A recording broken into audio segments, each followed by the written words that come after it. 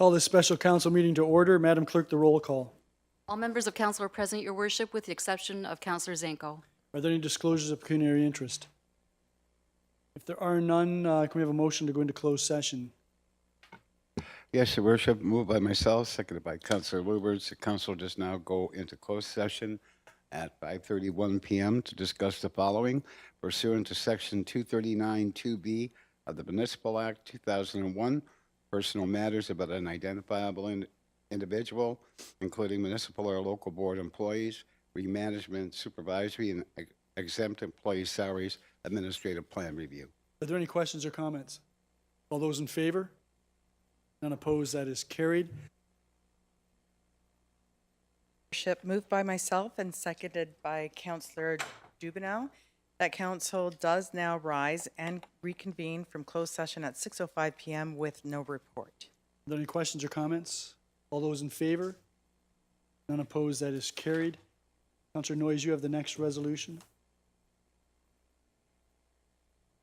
regarding the confirmatory bylaw. Thank you, Mayor. Moved by myself and seconded by Councillor Dubineau that bylaw number 29, 2019, to confirm the actions of council at its special meeting held on February 19, 2019, is given first and second reading. All those in favor? None opposed, that is carried. Councillor Luberts, you have the next resolution. Yes, thank you very much, Mayor Redekop. Moved by myself and seconded by Councillor McDermott that bylaw number 29-2019 is given third and final reading to be signed by the mayor and the clerk under the corporate seal. Are there any questions or comments? All those in favor? None opposed, that is carried. Councillor Dubineau, you have the resolution to adjourn the special council meeting. Yeah, thank you, Your Worship. Moved by myself, seconded by Councillor Noyes, that council adjourns at 6:07 p.m. to reconvene into a regular meeting of council on February 25th, 2019. All those in favor? None opposed, that is carried. So that takes us out of the special council meeting, and I will now call to order the council and committee meeting for this evening. And before I go to the roll call, I want to acknowledge that we begin this meeting acknowledging that the land on which we gather is the traditional territory of the Haudenosaunee, the Mississaugas of the New Credit, and the Anishinaabe people. Madam Clerk, the roll call, please. All members of council are present, your worship, with the exception of Councillor Zanko. There are no announcements this evening, with the exception of last week I announced that the town of Fort Erie hockey team had won C Division at the Port Colborne Sports Fest, and I was expecting to have the names of the players because they spent a fair bit of the weekend playing hockey for the town of Fort Erie, so I thought I should mention their names, starting with Tim Cosby, who actually put the team together. He works in our water and wastewater division. Craig Cosby, Gerald Bateau, Rob Puttick, Josh Salt, Cass Dockstader, Brad Hawkins, Joe Ruddick, Steve Schaefer, Ron Horton, Charlie Blair, Jarrett James, Mark Strugar, Steve Fletcher, Mark Trinder, Nick Dungate, and Ryan LeMay. And they were ably coached by Larry Stager and Nick Chevalier. And their success is a reflection of how well the town of Fort Erie does in other areas. Are there any disclosures of pecuniary interest? Councillor Butler. Thank you, Your Worship. I'm going to have to declare a conflict with respect to EDTC-01-2019 as my company does business with one of those companies.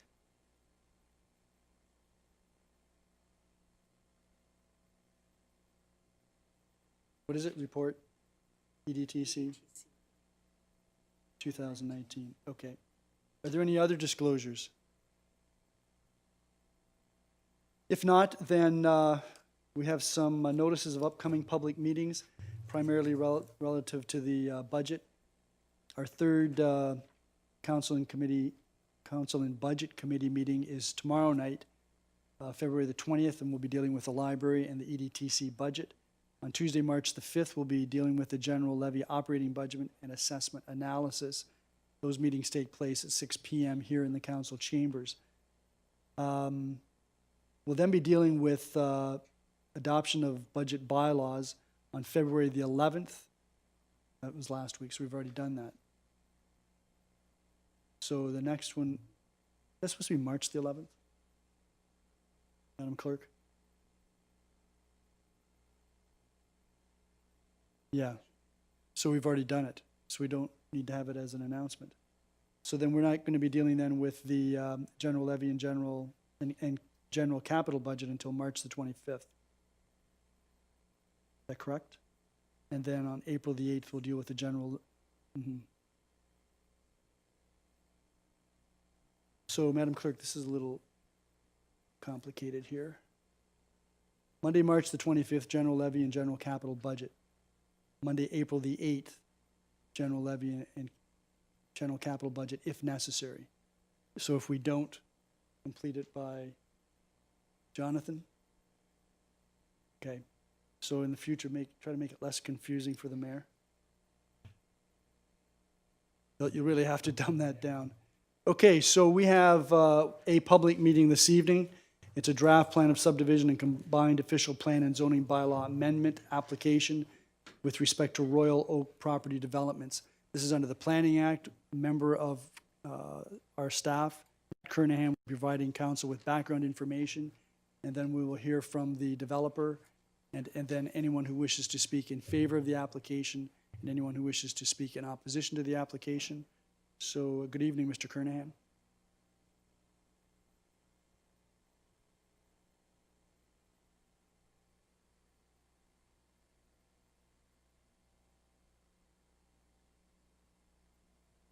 Applications for the draft plan of subdivision and an amendment to the town's official plan and comprehensive zoning bylaw were received from Royal Oak Property Developments, which is owned by Brent King, who is also the owner of the subject property located at 613 Ridge Road North. The subdivision is proposed as Phase 2 of the Royal Ridge subdivision, which is located immediately to the north, and was draft plan approved for 27 lots for townhouse dwellings and 12 lots for semi-detached dwellings in November 2016. The proposed plan of subdivision would permit the development of the site for one single detached dwelling, 6 semi-detached dwellings, and a 7-story residential apartment building containing 40 dwelling units. The proposed official plan amendment is to change the designation of the property to residential medium density to permit the 7-story apartment in addition to the semi-detached and single-detached dwellings, to redelineate the open space designation to align it with the boundary of the proposed park, and to redesignate a small portion to environmental protection to reflect the findings of an environmental impact study. The zoning bylaw amendment is required for the apartment block to permit the apartment use with a maximum height of 7 stories and a number of site-specific regulations. Notification of this public meeting was provided in accordance with the requirements of the Planning Act by placing an ad in the January 24th edition of the Fort Erie Post. Property owners living within 120 meters were mailed a notice of the public meeting on the same date. This is an aerial photograph of the subject property in the surrounding neighborhood area. The lands are located in the Ridgeway Thunder Bay neighborhood, west of Ridge Road and south of Nye Road.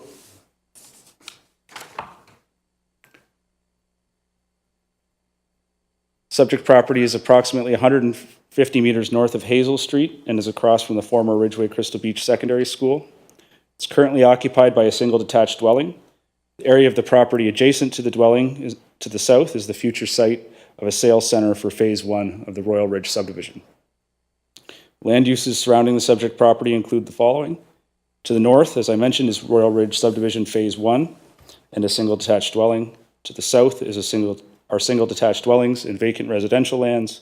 To the east is Ridge Road North and the former secondary school. And to the west are single detached dwellings and a contractor's yard. This slide shows the proposed site plan for the subject property. The subdivision includes 6 semi-detached dwellings and a 7-story apartment containing 40 units, all of which front on a new municipal roadway running north-south through the property and connecting to Phase 1 of the subdivision to the north. A single detached dwelling is also proposed south of the dwelling located at 613 Ridge Road North. The plan also includes the dedication of lands towards a future municipal park in the southwest of the site, which is contemplated by the secondary plan. In addition, the plan includes a small environmental protection area in the northwest corner of the site, which is required to buffer development from the wetland on the adjacent property. The applicant commissioned a number of studies in association with this application, including a planning impact analysis, an addendum to their environmental impact study, a functional servicing report, which included a stormwater management plan, as well as a traffic study. This slide shows the natural heritage features on and in the vicinity of the subject property as identified in the official plan. There are natural heritage features on and adjacent to the site, which include a woodlot over 2 hectares, which occupies a portion of the property, and a provincially significant wetland on the property immediately to the west. The applicant has prepared an environmental impact study to assess the impacts on these natural heritage features. The EIS concludes that the woodlot on the subject property does not meet the criteria of a significant woodlot worthy of protection. It also concludes that a 15-meter no-touch buffer is required to protect the wetland. Proposed subdivision accommodates this buffer. The EIS is currently under review by the region, NPCA, and the town's Environmental Advisory Committee. The official plan designates the subject lands as residential low density, open space, and environmental conservation. The proposal involves a change to the designation of the property where dwellings are proposed to a site-specific residential medium density to permit the proposed 7-story apartment, in addition to single detached and semi-detached dwellings. The official plan amendment also proposes to redelineate the open space designation to align with the boundary of the proposed park. Town staff worked with the developer to secure this portion of the park in such a way as to ensure that this future park would meet town standards for a neighborhood park, including a minimum overall size of 1 hectare and a municipal road on 2 sides. Town staff worked with the developer to help align the proposed development layout in a way that was generally consistent with the important components of the secondary plan, including park location and the provision of roadway connections. The proposal also involves the redesignation of a portion of the site to environmental protection to reflect the findings of the environmental impact study.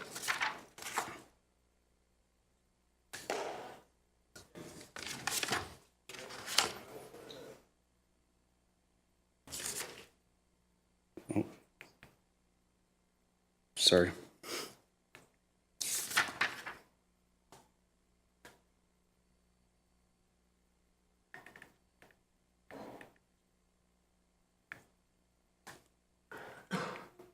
My apologies, my clicker was upside down. Lands are currently zoned neighborhood development ND zone for the majority of the property, residential R1 zone for the area of the site fronting onto Ridge Road North, open space in the southwest corner, and an environmental conservation overlay in accordance with the town's zoning bylaw 129-90. The proposed zoning bylaw amendment is required for the following. Firstly, to change the zoning of a portion of the site where the single detached dwelling is proposed to an R2A zone. Secondly, to change the zoning of a portion of the site where the semi-detached dwellings are proposed to an R3 zone. Thirdly, to change the zoning for the apartment block to permit an apartment use with a maximum height of 7 stories, and site-specific regulations for maximum coverage, minimum interior side yard and exterior side yard, minimum rear yard, maximum projection of balconies, porches, and canopies, and minimum landscape area.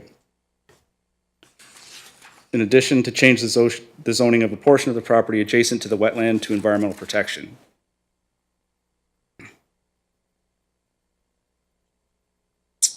Wrong again.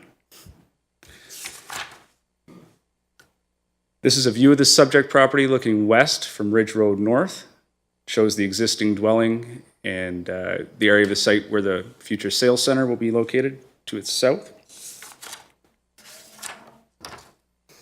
This is the view of the subject property looking southwest from the entrance to the subdivision, which would be located in Phase 1 to the north.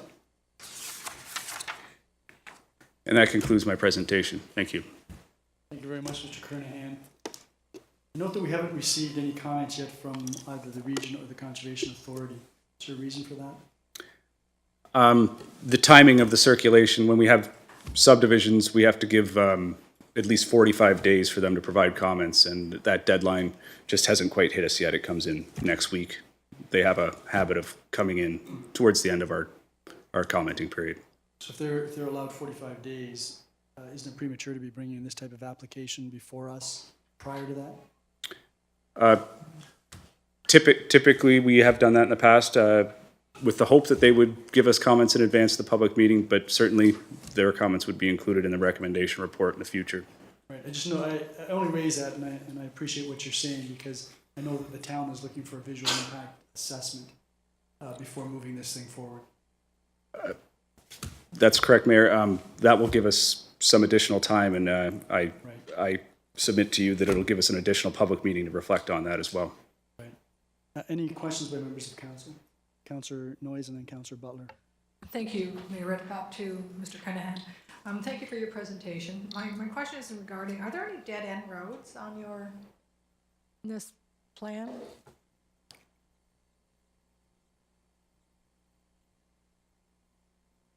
Through Mr. Mayor to Councillor Noyes, there are roads which are shown to be dead ends at this point in time. The intent of both the plan of subdivision and the secondary plan is that these roads be connected to development on adjacent properties in the future when that development comes forward. So in the present, these roads are dead ends, but with the explicit intent that they not be for in the future.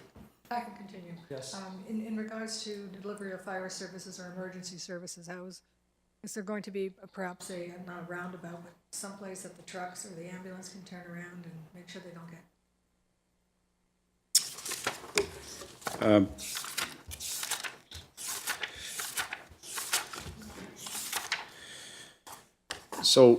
Through you, Mr. Mayor, at this time, fire services didn't cite any concerns with the subject property and its layout. So I don't have any information that they're troubled by the design, but if the chief is here, perhaps if you need somebody to elaborate, he could provide that for you. Any comment, Chief? Through you, Mr. Mayor, no, when I reviewed this, the distances are such that we would have no trouble in that area. Thank you. Councillor Butler. Thank you, Your Worship, through you to Mr. Carnahan. I was just wondering if you could bring it back to slide 7 for me. And in the grid, would you be able to pinpoint where the 7-story building would go? Would it be to the top, farthest to the left corner? That's correct. Okay. And if the Niagara Peninsula Conservation Authority has a problem with the environmental study, what would happen at that point? Through you, Mr. Mayor, we'd have to take a look at what that problem might be. If right now there's a 15-meter buffer proposed from that provincially significant wetland, they were party to the review of the phase 1 of the subdivision, and they were accepting of that 15-meter buffer in the past. But if they needed some more, we would have to look at redesigning to accommodate. I may just one further question. Thank you, Your Worship. With respect to the shadow report and the visual impact study, before they do the a study, is there any kind of realization that your group has come to if a 7-story building exists, what the problem would be for the surrounding neighbors might be? Through you, Mr. Mayor, I'll be as direct on this as I can, knowing full well I'm not going to be very direct, but That's not very direct then. Why don't you? we're unsure on what the impact will be. Naturally, we have our reservations because typically in medium-density residential areas, the maximum height is 4 stories. So we've asked for some assistance in terms of a study which shows visually how this might integrate to help us with our planning analysis of it. Our official plan contains some pretty prescriptive policies on what things are to be considered when you're looking at adding more medium-density residential to a neighborhood. And my view is that we can't do a fulsome analysis on that without a real good idea of how this looks.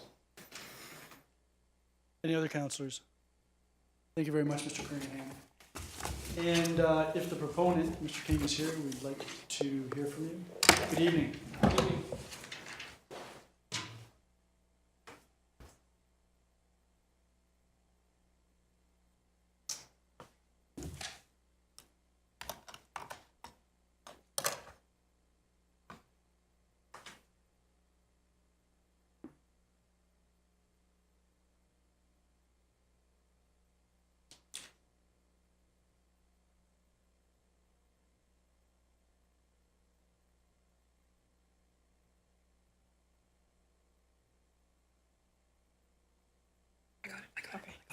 Thank you.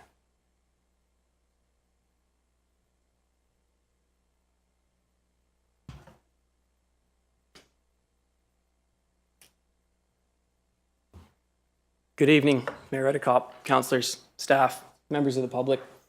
Thank you for attending tonight and having a chance to hear me speak. And I am also here to witness your comments and also that of the public. I'm a residential developer that may be slightly different than that of the norm. When I say that, I generally take to heart the comments that I get. I generally take the feedback in a positive way. I generally want to work with the town.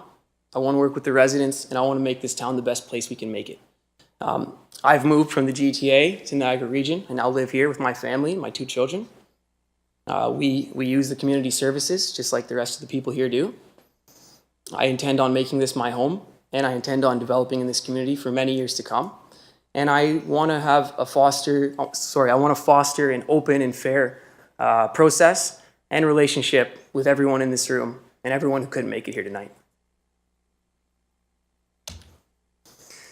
I'm going to briefly start off by just touching on this site. I'm not sure what happened with my sketch there, a formatting issue perhaps, but you saw it earlier in any regard. It will be proposed the 7th-floor building, 40 units, 6 semi-detached units, and 1 single detached unit. The site is undeveloped. It's inside the urban boundary. It's municipally serviced. It's an ideal location for intensification.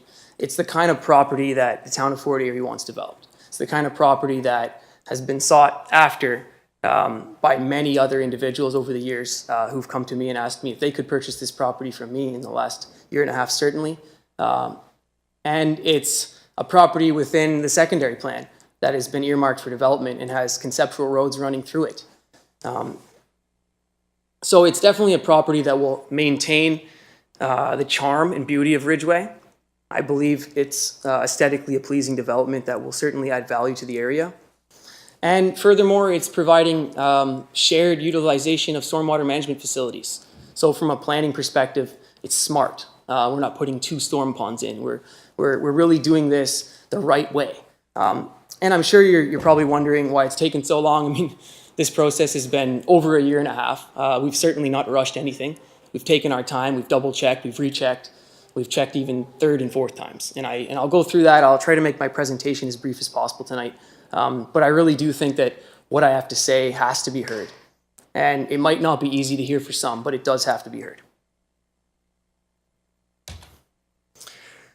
I've drawn up an application timeline and flowchart just to sort of put in context how long this process has taken, what's taken place from the beginning through. I'm going to highlight some communications that have taken place between myself, members of the public, and members of town staff, more so to show the challenges that I've faced in this process and to show what really takes place when an applicant comes to a city and says, or a town rather, I want to do a development, and make this as public a process as possible. I'll start by saying we did a pre-consultation meeting on June 8th, 2017. We had proposed 10 single detached homes for this site. That was our original vision for this site. Through the pre-consultation process, the town staff had made it clear they preferred denser. The region had also made it clear they preferred denser. So we took that information to heart. I want to highlight one specific thing, though. At the pre-consultation meeting, there were a number of individuals there across the region, the Conservation Authority of the town. One individual in specific was Mrs. Kira Dolsch, and she had mentioned the back of the property wasn't really square. There was a portion of property owned by the residential dwelling 603 Ridge Road that sort of jogged into what we were going to be proposing as the rear yard, so we were just modifying our design to work around that. Ms. Dolsch advised that it would be recommended by the town that we acquire a portion of this private property and merge it in with our plan so that we could square off the back. This is in the pre-consultation agreement as well. They had asked this. There was an implied sense of, if I do this, I'll have support. Maybe not said outright, but it was definitely implied that this is what the town wanted. At a cost of $50,000 to my company, we did acquire that piece, and we were successful in obtaining that and squaring off the back so that we could start off on the right foot with the town and show that we put our best efforts forward to acquire this as we were asked to do. A little over 2 weeks after that original meeting, during this time frame, my engineering team did a topographic survey. We had a chance to see what the site was really going to be like in terms of its challenges for servicing, grading, and so forth. And we discovered that the grading drops substantially the further west we go, substantially, several meters. So our original concept of 10 detached in the original way we laid it out would have been extremely challenging had we actually been able to move forward with that. So it's kind of good that we kind of came back and paused and relooked at what was possible. Through that process, we had a meeting with the town on July 19th, 2017, where we had changed our plans to a proposed condo building and communicated that at that date. I just want to reiterate that point. July 19th, 2017, the town of Fort Erie knew that our plans were for a condominium building. Not recently, quite a long time ago. On June 15th, 2018, we were at the readiness for submitting our first submission. We're finally ready to give the town something to put what we had been talking about on paper after all this year of planning and getting ready, studying the market, finding out what home buyers were looking for. But before we did, because a year had passed, we had asked the town to update the submission requirements and reconfirm with a newly issued or revised pre-consultation agreement. For those of you that aren't sure, a pre-consultation agreement essentially says what studies are required to be submitted in order to be deemed complete under the Planning Act. So we did receive this updated list of submission requirements and this revised pre-consultation agreement via this internal meeting that took place on June 15th, specifically in the town's words, to avoid the need for an additional pre-consultation meeting. We had these updated lists. We put our plan together. We had a great plan. We felt it was going to be supportable based on all the feedback that we had from the town to that date. We submitted our plan on July 31st, 2018. Within the month, we got a letter saying our application is not complete. It did not fulfill the obligations that we were asked, specifically for one thing, a tertiary plan. Now, it's worth noting on the original pre-consultation agreement, there was no requirement for a tertiary plan. But through the internal meeting that took place, it was added to the table. The town reviewed our revised and made changes to what those requirements would be for a complete submission. So we provided a tertiary plan in response to this on our first submission. However, tertiary plans are a little bit of a gray area. There's no terms of reference as to what constitutes a complete tertiary plan. There's no document that the town provides that says, if you do X, Y, and Z, we'll say it's complete. So we consulted with the town to get context on what would be complete, and we believed we had a complete tertiary plan. However, the town said otherwise. So we weren't complete. Furthermore, we weren't even supported. We had a number of identified issues said, we can't support this plan because it doesn't conform to the secondary plan, specifically the park. So we had to revise our park, but we had a park that was drawn too large. The town said to us via this official letter that came saying our application was incomplete and not supportable, we must make our parkland 880 square meters to comply with the Ridgeway Thunder Bay secondary plan. So of course, we took that information to heart. We revised our plan to 880 square meters. We added on everything else that the town asked in that letter, and we resubmitted for our second submission on September 7, 2017. So on September 7, 2017, I personally now have been involved in this site for quite a long time. I apologize. That should be 18. That was a typo. I'm just gonna reflect the typo. It should be September 7th, 2018. We believed we had a strong application that would be supported, that met the requirements of everything that we've been told to date. And at this time, we did not receive an official letter like we did on the first submission, but rather this time we were given an email that said our plan still can't be supported, and what took place was, excuse me, I'm just gonna grab my drink really quick.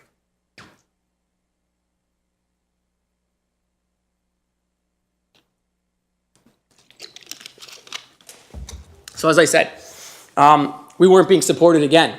We're really scratching our heads now. We've made all these changes, everything you've asked for. We've submitted again, specifically reduced our park to what you asked for, an exact area calculation.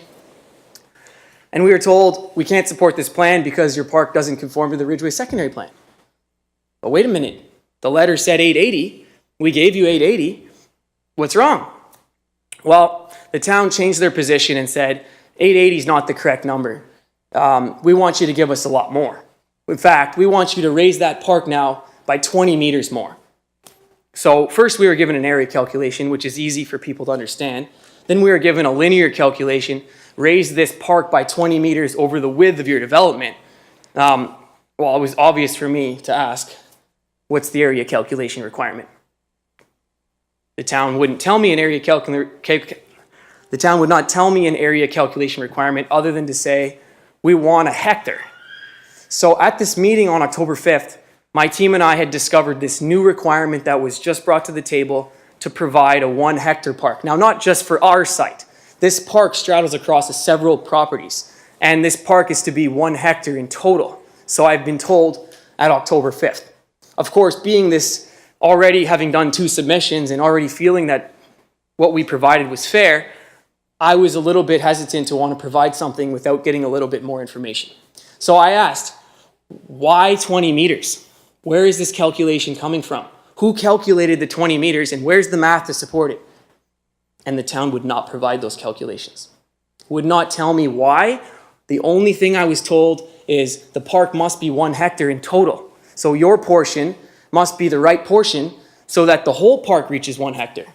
Well, how am I supposed to know what my portion is supposed to be if the town couldn't give me a calculation? So I took this 20 meters, just raised the park by 20 meters. I took this as a little bit offensive because I've already submitted twice. I've already tried twice and I've already done what the town asked me.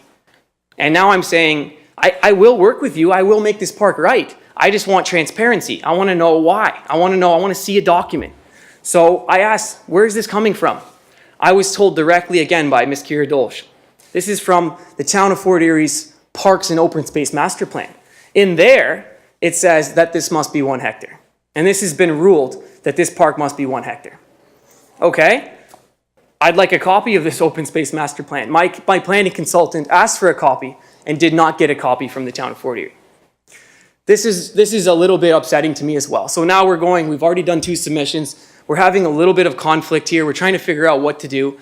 And we're up against the wall, essentially. We're up against an organization that's not providing transparency to us, that will not justify calculations, that will not provide numbers, and it's very, very frustrating. So we're at this point here. I'm at this meeting, and I'm looking across the table at Ms. Dolch, and I'm saying to her, I'm upset. You're asking me to raise the road. You're asking me to raise the park. You won't provide the calculations. Why? And her answer to me was, if you don't like this, take it up with Mr. Brady. So I did. So on October 9th, I sent Mr. Brady an email, Mr. Brady being the town's director. And I said, I'm asking you for assistance, and I'm asking you to do the right thing and provide context here and or adjust this parkland. Make this work. Work with me. I'm trying so hard to work with the town. Mr. Brady's response to me was, essentially, do as you're told. Now, that didn't sit well with me at all. Okay, just to be fair, Would it be all right? excuse me. Okay. Mr. King, just Yes. to be fair. Yes. You said essentially. Yes. You've taken runs at 2 of the staff members. Oh, I'm I'll gonna give provide. them- I'll provide all the document. Everything I'm saying will be provided. Just let me finish. Of course. We don't ordinarily call upon additional staff members to speak, but in view of the comments that you're making, which many of which really don't help us make a determination with respect to this issue, but I'm going to let each of them respond. Fair enough. So you said that he said, do as you're told. Okay, What did I'm he not saying he actually- said that. what did he actually tell I'm you? paraphrasing. Okay, what he actually said. But that, excuse me, but that paraphrase is particularly, puts the director in a bad light. So Okay. What did he actually say? I apologize. I'll take that back. What he actually said was, it's important for an overall public perspective that I raise the road by 20 meters. That was his exact response. I didn't understand why he would say it's important from an overall public perspective to raise that park up by 20 meters more and then not provide the transparency to say why or calculations to show exactly how this calculation was formulated. So I was upset. I can imagine you can respect that fact. I was upset. I have submitted several times, and it's beginning to feel to me that requirements are just changing in the background as they will, and it's not what's being told to me, and the process is not transparent. So I asked for these. I provided calculations to Mr. Brady, and I said, my team and I have looked at the area. We know we can achieve a 1 hectare park in the area without raising the road without raising this park 20 meters. We've proven this through math, and we provided those calculations to Mr. Brady, and he did not comment nor reply my email. A week later, about 10 days later, I sent another email, but this time I sent it to Ms. Dolch, and I asked, can we please proceed with this process? I've now shown the park can reach 1 hectare with the calculations that I provided. Her response to me was, we still want 1 more meter. They wouldn't confess that my numbers were right, but at the same time, through this communication, obviously they're acknowledging that their earlier communication to me that it must be 20 meters from an overall public perspective was incorrect. That was an incorrect number. It was incorrectly communicated to me. And that makes a substantial difference to this development. It makes a substantial difference to the buildable area and the actual return that can be generated from this property. So this is where we're at. And then that led us to our final submission. We made our final submission, the 3rd submission, on December 5th. This submission showed a 7-floor building and 40 units within that building. So I just want to highlight that and just reiterate one more time. On December 5th, 7-floor building with 40 units was shown and was presented to the town officially in our 3rd formal submission. On December 20th, we were asked to provide more documents. However, on this email was predicated by staff support can't be provided or can't definitively be provided until you provided another tertiary plan. So this is, once again, this tertiary plan coming back to us saying, we still haven't got it right. This is the 3rd time now, and whatever my planning consultants have been providing isn't right. So we need to do it again. We need to change it again. So we provided it again. And we provided it to the town's satisfaction. On December 21st, 2018, I submitted that final document, the tertiary plan. And on December 24th, 2018, we received a letter from the town, official letter, stating that our application is complete per Planning Act, meaning no further study requirements will be required, and this application is deemed complete. The process may move forward to public meeting and through to recommendation. As a result of that, I had submitted invitations. I personally sent out invitations to members of the public who had came to the neighborhood meeting. Thank you for attending. I held the neighborhood meeting, and I presented a 7-floor building, 6 semi-detached units, a single detached, the 7-floor building containing 40 units, 2 members of the public, where I had an opportunity to engage directly with the public on this building. On the whole development, rather. It is noteworthy to say here that not one individual from the community who attended the neighborhood meeting objected to, or provided any negative comment regarding the building, its location, its height, or its density. There were some clarifying questions. There were no negative comments. It's also further worth noting that not only did I receive the staff support statement via email on December 20th, but I had also had staff support statements orally said to the public at the neighborhood meeting that said this type of development is consistent with what the town envisioned for this property. That's showing the 7th-floor building. That's showing the 40 units. The town knew about the 7th-floor building and 40 units because of the resulting change to the parklands. As they said, they worked with me. Well, they may or may not have worked with me, but they definitely worked alongside my team and I as we proceeded to make this development possible. That leads us to the information report. This information report came to the public for council February 13th, a full 70 days after the submission. And this is a very misleading report. This report is essentially stating that what we pre-consulted on is different than what we have now. And now that we know about the 7th-floor building, we're going to ask the developer to provide us some new stuff that we didn't ask him to provide before. And we know that it's complete now, and it's really not appropriate to ask at this stage, but we're going to ask anyway. And not only are we going to ask, we're going to tell the developer to take us several steps backwards, despite the 1.5 years of frustrations, and make them redo things they already done. As you can imagine, that didn't sit well with me either. So right after that report came out, I sent a letter, and I'm going to read that letter.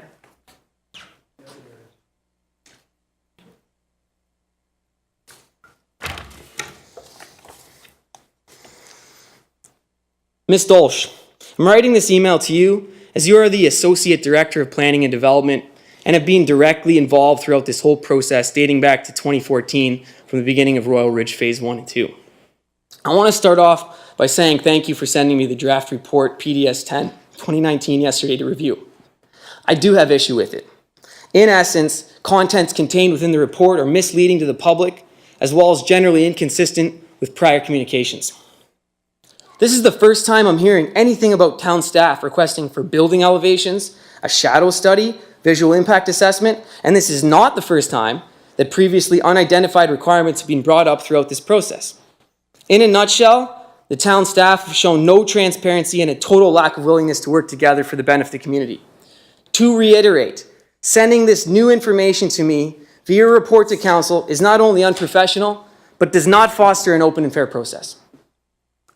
The town had ample time to determine if this proposal was consistent with provincial and town policy during their final review and prior to issuing a letter of complete application. It was determined that this application is complete in accordance with Section 34, 10.4 of the Planning Act, RSO 1990 as amended, after the town's third review, therefore not warranting further studies.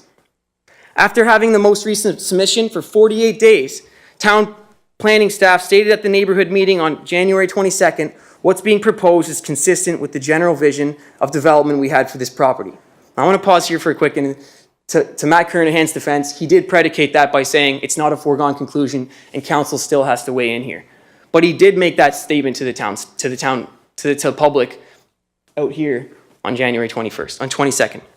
A full explanation was made to attending members of the community regarding the proposal's height of the building height at 7 floors and its density at 40 units. No concerns from the community were identified regarding the proposed building, its location, height, or density. This application process has been ongoing since June 8, 2017, from the original pre-consultation meeting date, with several face-to-face meetings afterwards at the town with my consulting team and I, along with countless calls and emails. Furthermore, at the stage of our readiness to make our first formal submission in June 2018, we formally requested an update on the submission requirements to update the existing pre-consultation agreement to align with our submission plans. The town planning staff had an internal meeting on this on June 15th and subsequently provided a revised pre-consultation agreement accordingly. But only the fees were updated. They didn't ask for the shadow study, they didn't ask for building elevations, and they definitely didn't ask for a visual impact assessment. This application consisted of 3 formal rounds of submissions. Because of the town staff mistakes and changes of requirements during this process, the town did require us to provide several changes and new documents in order to receive the formal acknowledgement of a complete application, which was received on December 24th. December 24th. You know, it's worth noting here that we did receive a complete application on December 24th, 19 days after our submission. The town knows they have 30 days under the Planning Act. They shorted themselves 11 days of review where they could have potentially discovered that they wanted additional studies and asked for them properly. They did not. The most notable items requested were a revised tertiary plan, planning justification report, and significant discussions and reworking related to the plans and parklands and the internal roadway. To reiterate, planning staff not only knew about the building, but thoroughly reviewed its height at 7 floors, location and number of proposed units as 40 units in the most recent submission, and deemed this application complete. The town surely had sufficient reviewing time and consideration in this regard. Throughout this whole process, phase 1 and 2, my team and I have showed prudence, integrity, honesty, professionalism, and been forthcoming and transparent, but we did not receive the same from the town. We did not. We did not receive that from Mr. Brady. Despite his 30 years in the business and his Mr. emails to me. Mr. King, just hold on a second. Ordinarily, this is the period of time during which the proponent for a development has an opportunity to advise council of the aspects. Okay, I will stop this. Just listen to me for a All in second. 1 year. Provide council with information about the aspects and attributes of a development. Yes. And respond to any questions. Okay. I've given you a lot of latitude here because I understand you're concerned about the process so far. But you have to understand that staff, we expect staff to provide us with advice with respect to applications. They only come before us if they're complete. And at that point, we expect staff to provide us with advice. Council can request any number of things, including a visual impact study. Correct. So that the fact that it's being recommended by staff simply anticipates something that, in all likelihood, somebody on council would request. Because there are people who have provided us with information indicating that they're not happy about some aspects of your development. So I would encourage you to perhaps take more opportunity to advise us about why you think this is a good plan, as opposed to telling us about the process. I appreciate your comments. They're noted. So we did complete a number of studies. We completed planning, engineering, surveying, servicing. That's a functional servicing study. Environmental. We did provide a traffic brief study. Stormwater management. And in the last week, we've prepared the building height, shadow impact assessment, visual impact assessment, and conceptual building elevation so that tonight, at the public meeting, we would be able to discuss the results of these and everyone could see them. And that would be fair and open. I just want to highlight quickly the secondary plan and provincial policy, just because this property here has already been earmarked for development. This isn't me coming in. I mean, I want to also predicate this by saying when I did the pre-consultation meeting, I wasn't the owner of the property. That was me doing due diligence. That was me checking to make sure that we can in fact do a development here and learning what kind of study requirements may come up through the process so that we can be ready for that. We bought the property based on the information that we had, that this was a good site to develop. The town of Fort Erie's neighborhood planning staff reviewed this in great area. Their recommendations, later adopted by council, became the Ridgeway Secondary Plan, the Ridgeway Thunder Bay Secondary Plan. The zoning bylaws and official plan amendment have not been changed or amended, still remaining consistent with those visions. What we plan to do here today, this application seeks to take the official plan amendment, zoning bylaws, into conformity with those provincial policy and the town's secondary plan vision for this property. Regarding intensification, the town has said this is ideal. I agree. It's worth noting that we had a phase 1 immediately north that ran a potential shortfall of 156 units. 156. We only did 39. When we entered into buying that property, we could have done a lot more. A lot more. We did not. Town, region, and province have a push for medium density where possible. Another comment, the town had proposed a conceptual 100-unit development for the adjacent Birdie Elementary School property. I'm only bringing this up just to show that this area has been earmarked for a little bit more density than some of the other areas in town, and that it is appropriate for intensification. What planners and lawyers like to do with regards to this is not necessarily just look at the numbers, though. We look at the numbers and we say, you know, X to X in terms of a range. That doesn't always, that's not always the most appropriate way to determine is intensification reasonable. So what we do is we put it to the test. How does it manifest? Are the services going to support this? Can we service this subdivision? Can we service these additional units? What's the traffic going to be like? Are the traffic going to back up down the street? Can the traffic, you know, can it be handled? And community services. Is there going to be such a depletion on community services that this would be an unreasonable project to do? Well, let's put them to the test. Servicing. Town staff have identified this as a fully municipal service property. Cortec Group, the professional engineering team that I retained, have completed a functional servicing study and determined that there won't be any impediments to sewage works or water works. That it's anticipated that this property will be able to be developed as I intended.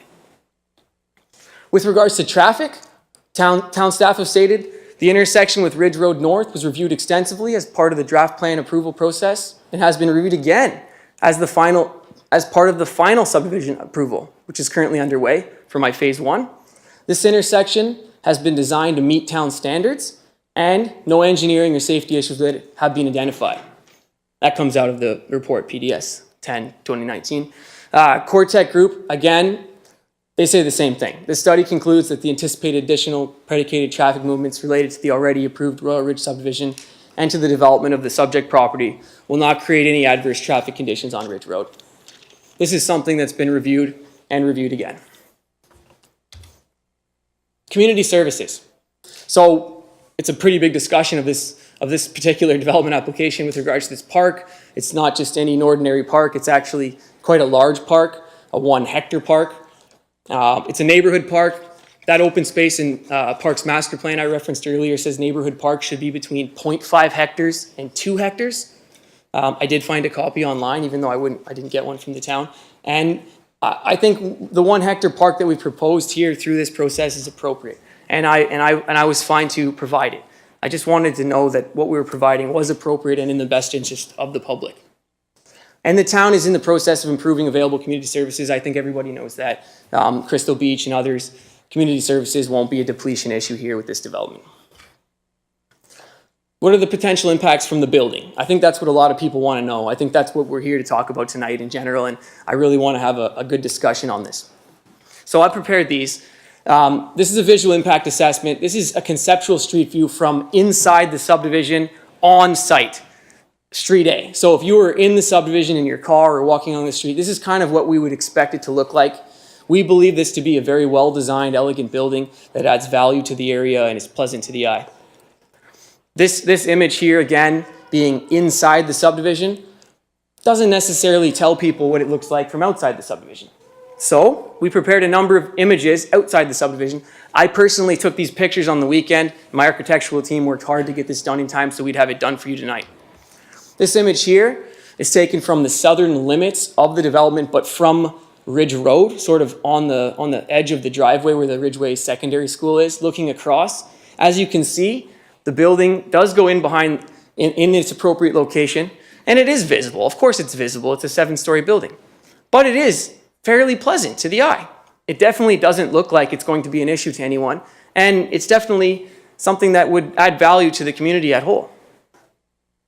I think this particular image shows that this development can be consistent with the character of Ridgeway. The second image here, taken sort of closer to the northern limits of the development boundary, again from Ridge Road, looking inward toward where this is going to be the roadway entrance for the phase 1. And again, you can see the building set in its correct location in the back. The tree kind of obscures a bit of the view, but you can generally get the point.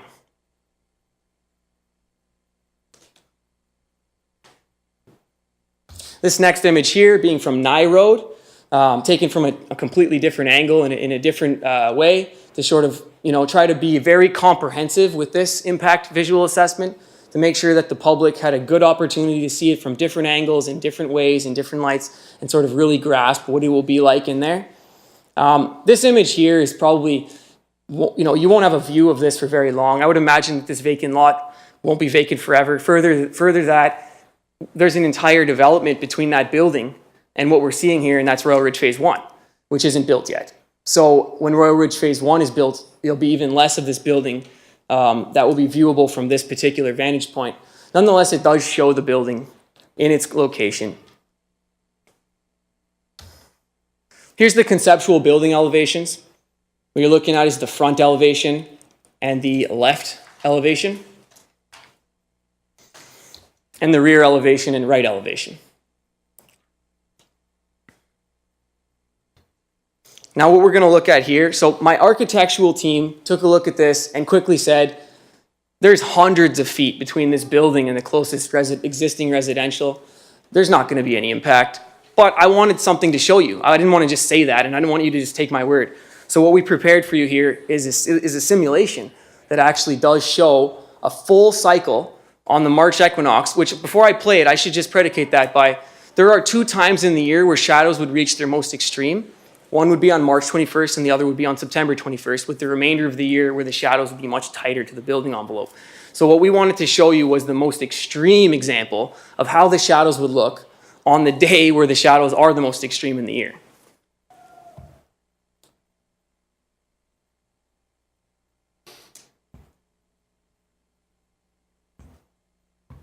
Oh, that's really regrettable. Media unavailable. I'm really not sure what's going on here.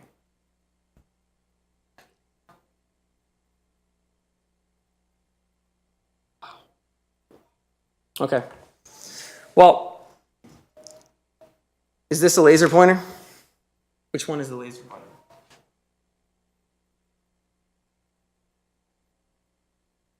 Okay, that one? Great, thank you very much. Definitely didn't expect a technical glitch here today. I'm happy to provide all this as well. I just wanted to provide some context here. So we can see here right now, this is 6 a.m. If this would have played, it would have been a great illustration to show us how the shadows work. Basically, the shadows go around this building, and you can see from 6 a.m. right up to 7 p.m.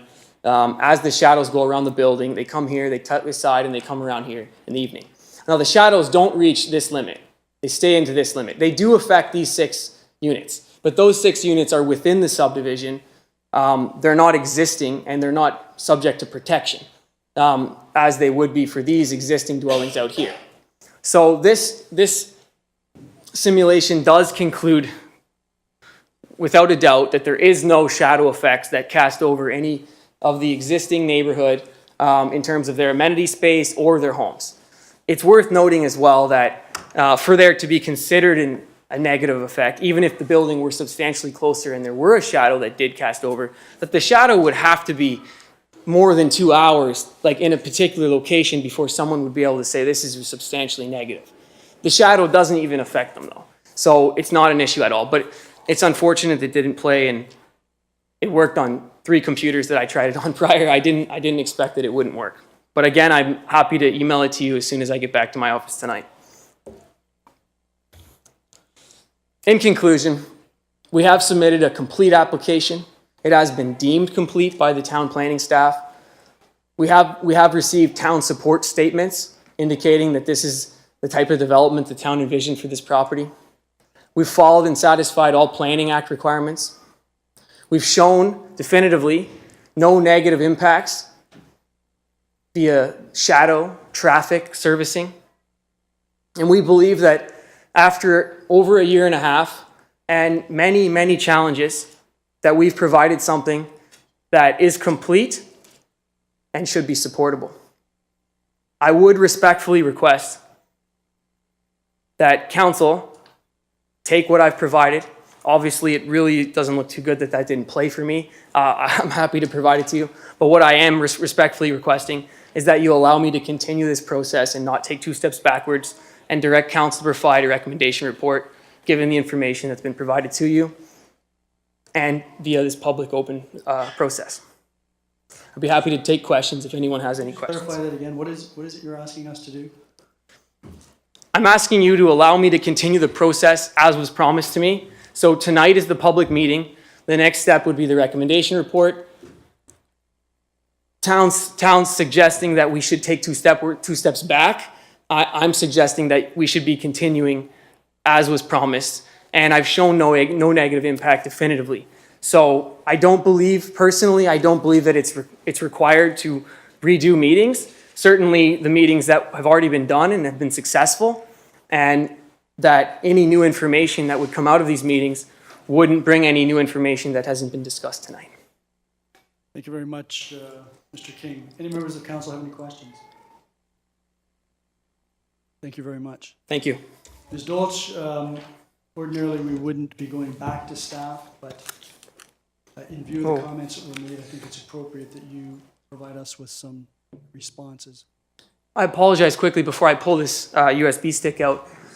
My presentation here and these supporting documents here are meant for council and the public. So I would suggest that you provide those to the town if you haven't already. Okay, Then they can be circulated to members of council. that would be fantastic. Thank you very much. Thank you.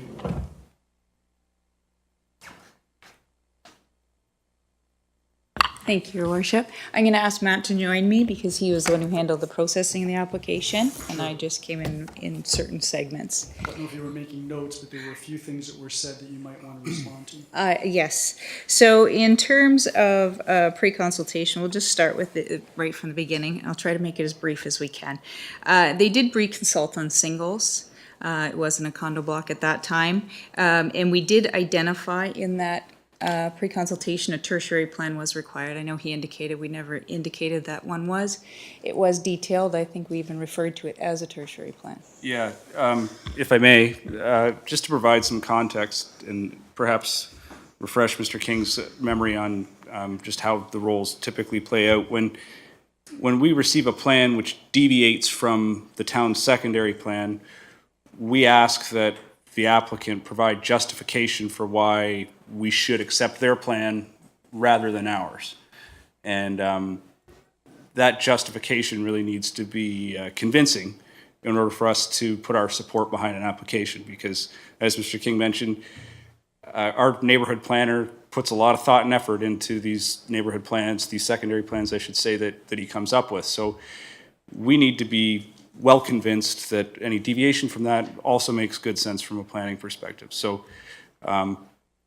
there were a number of iterations of a tertiary plan that we received and reviewed, and we don't propose to not support something. We don't take that lightly. We're development forward. We want to move the process along. So when we suggest that we can't support something based on a lack of a tertiary plan, it's not because we didn't take a step back and look at it on our own. We do our own checking. We've got excellent technicians that we use to check Mr. King's plan against ours. And to clarify the comments that we provided was we couldn't support his application because his tertiary plan wasn't checking out with ours. We communicated a number of times throughout the process the importance of being able to provide that 1 hectare neighborhood park on his lands and others. So when what we got didn't support the fact that that could be done, we sent him back to retry to justify that. And in addition to that, when that tertiary plan was prepared, when we look at a tertiary plan, it's the entire neighborhood section we're looking at, not just his property solely on its own. We need to see the connecting streets, how it's all going to integrate all together. And originally what we kept getting in was just his property alone. And we wanted him to just show us how those streets all interlinked with the greater neighborhood. So that's why when he was referring to he kept preparing a tertiary plan and we kicked it back. It was because we need to see the whole picture, how it connect to Hazel, how it connect to Bellevue, how it all worked in the bigger scheme of things in terms of a larger public park, as well as the street connections for movement and making sure it all worked together. In terms of so the park requirements, obviously, we worked with our manager of community services. She indicated that the hectare was the minimum in this case, and that's what we alluded to, that it was identified in the Parks and Open Space Master Plan. It gives a range, and she comes up with the minimum park size for us. So we did communicate a hectare. We did provide some assistance to Mr. King. He said, well, show me where it has to go. And he actually sent us his plan in a PDF format. We underlaid that with our secondary plan and tried to match up the park location and sent it back to try to assist him in that regard. In terms of the condo he refers to when he, I can't remember the date, but what was that date? In the summer. In the summer, I know it was the summer. He communicated to us that it was a 4-story condo at that time. Again, And it was a 4-story condo until Submission. right up until the original submission in July of this year. So, yeah, so again, at a 4-story, staff didn't have concerns about the shadow impact or visual impact assessment. And I think you can see from the visual impact that he's shown with the 7-story, if you chop 3 stories off that, there's not a lot of visual impact. So we didn't have the concerns at that time. Obviously, when the application came in, we do have to follow what we have in pre-con. For a complete application, that doesn't mean we can't ask for additional studies if we have concern from a planning perspective. It's not set in stone. It's more of a, is the application complete? Can we move forward to the public? And again, we weren't saying, no, we don't support the application. We're saying we need to see more evidence that this will work. So I think there's a little bit of a misinterpretation of what was being communicated to Mr. King. Again, we're trying to, again, look at all angles, make sure that we deal with the public interest at heart, to make sure that what happens is that in this community is something that will not be a stain on everyone in the future. We want to make sure that it fits and works with the Ridgeway community because it's an important community in this town. There's a lot of good development going on at Ridgeway, and we want to continue that trend. So again, so we did ask for those shadow and impacts assessments as well as the elevations, just to make sure that it works. And like I said, we can ask for additional studies. We didn't do it to hurt Mr. King in any regard. We just want to make sure it fits with the neighborhood. And that's about all I have to say. I'm not gonna, I can provide you with any emails. I have all of them. Perhaps you could address the comments about the 20 meters. I didn't. So, yeah, so what happened was when he provided us with the PDF format, we overlaid it on our secondary plan the best we can. Again, it's like what we call georeferencing. Our GIS technician does the best he can to kind of fit it into the context that we have in our mapping. And so we said generally he needed 20 meters more. He had to get the parkland block larger by 20 meters to the north. So he had to move the road up. Again, it was just and that's why he kept asking for details on the actual size, and I was afraid to give him the actual size because, again, we geo-referenced it. So we just said generally it's about 20 meters. It needs to be a hectare in size. When you do your tertiary plan, because he has the AutoCAD versions of those, he can determine those sizes a little better than we can. So generally, we gave him the parameters, said generally it looks about 20 meters to the north, because he wanted an exact dimension from us. So all we could provide was move the road 20 meters to the north. You should be sufficient. Any members of council have any questions? Councillor Butler and then Councillor Noyes. Thank you, Your Worship. Through you to Ms. Dolch. So tonight, Mr. King showed us the visual and the shadow. Is that normally acceptable to you, what he showed us tonight? So if he were to submit that to you, then that would expedite the process of it? Again, I don't know who prepared. The elevations were fine. That's what we were looking for, to see from different angles, and that was great. The shadow study, I don't know who prepared it. I'd have to look in more detail, but he is correct on the two scenarios. So, Councillor Noyes. Thank you, Mayor Redcott, to Mrs. Dolch. And thank you for your explanation. I guess there has been a need for multi-residential units in this town. And now knowing the location and knowing the size of the building and everything else, is this a good fit for Ridgeway? And will this address the need for multi-residential partially? Obviously, yes, there is a need for multi-residential, and as I indicated before, we didn't have a lot of concerns about 4 stories. I'd still like to see more detail on the shadow before I make a determination on 7. Based on the visual impact, I do feel it's a little high for the neighborhood, but once I get the complete study, I'll have a look at all that. Well, both of us will. Thank you. If I might also add to that Yes, please do. particular answer. One of the things that we think is very important, this is a public meeting, so there are members of the public who are here, which is great, and I'm sure we'll hear from them in a moment. But the neighborhood meeting, we think, is a very important time that we can interact with the public. That's why we want to, if you will, take a step back and move back to let these very, very important diagrams that you've seen tonight for the first time to be seen by those that will be impacted the most, the neighbors.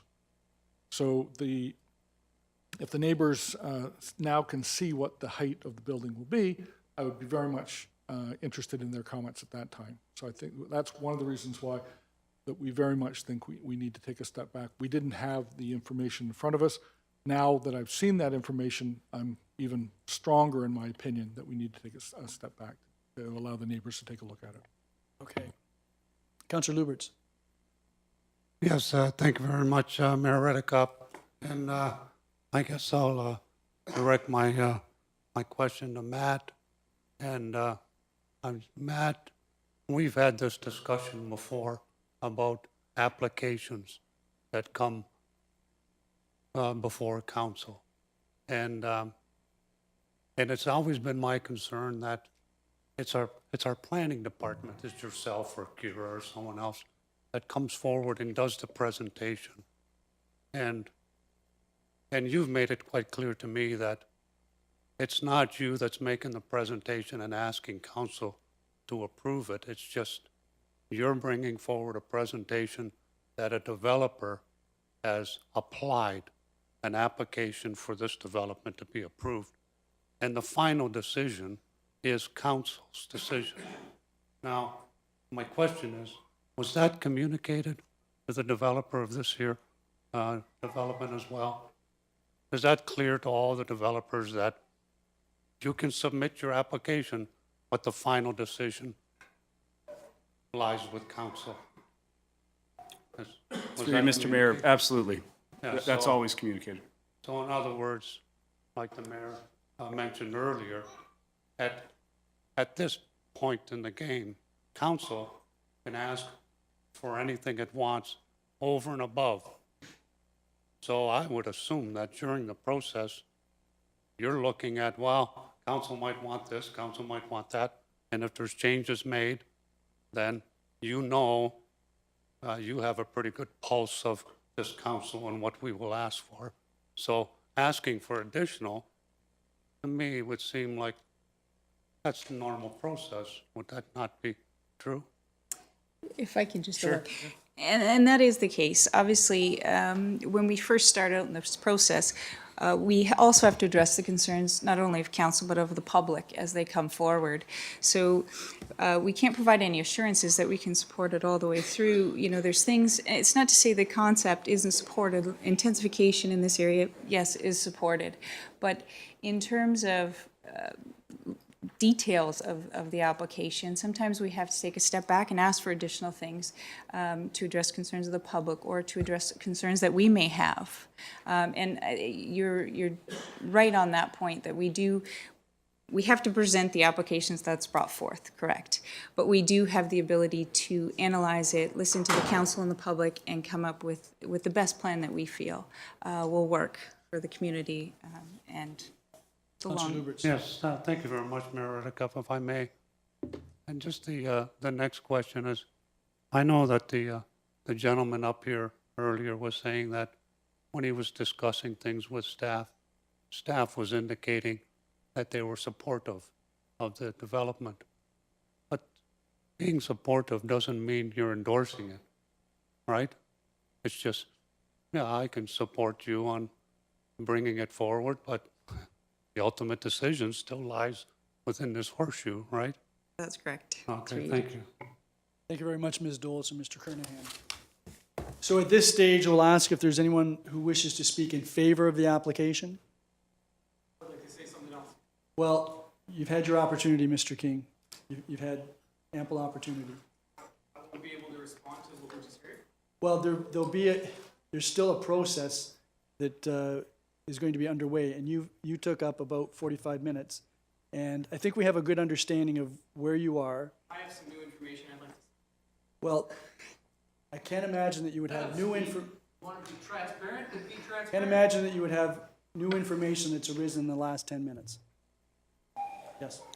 Roxanne Burton, 3252 Hyman Avenue. I'm just taking this opportunity to ask a question. How many parking spaces are being provided with this condo? How many are underground and how many are visitor parking?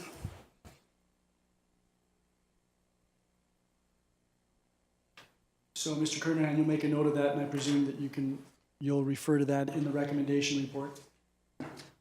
Thank you. Is there anyone else who wishes to speak in favor of the application? I just want to confirm you're not letting me speak. Okay, Mr. King. Go ahead.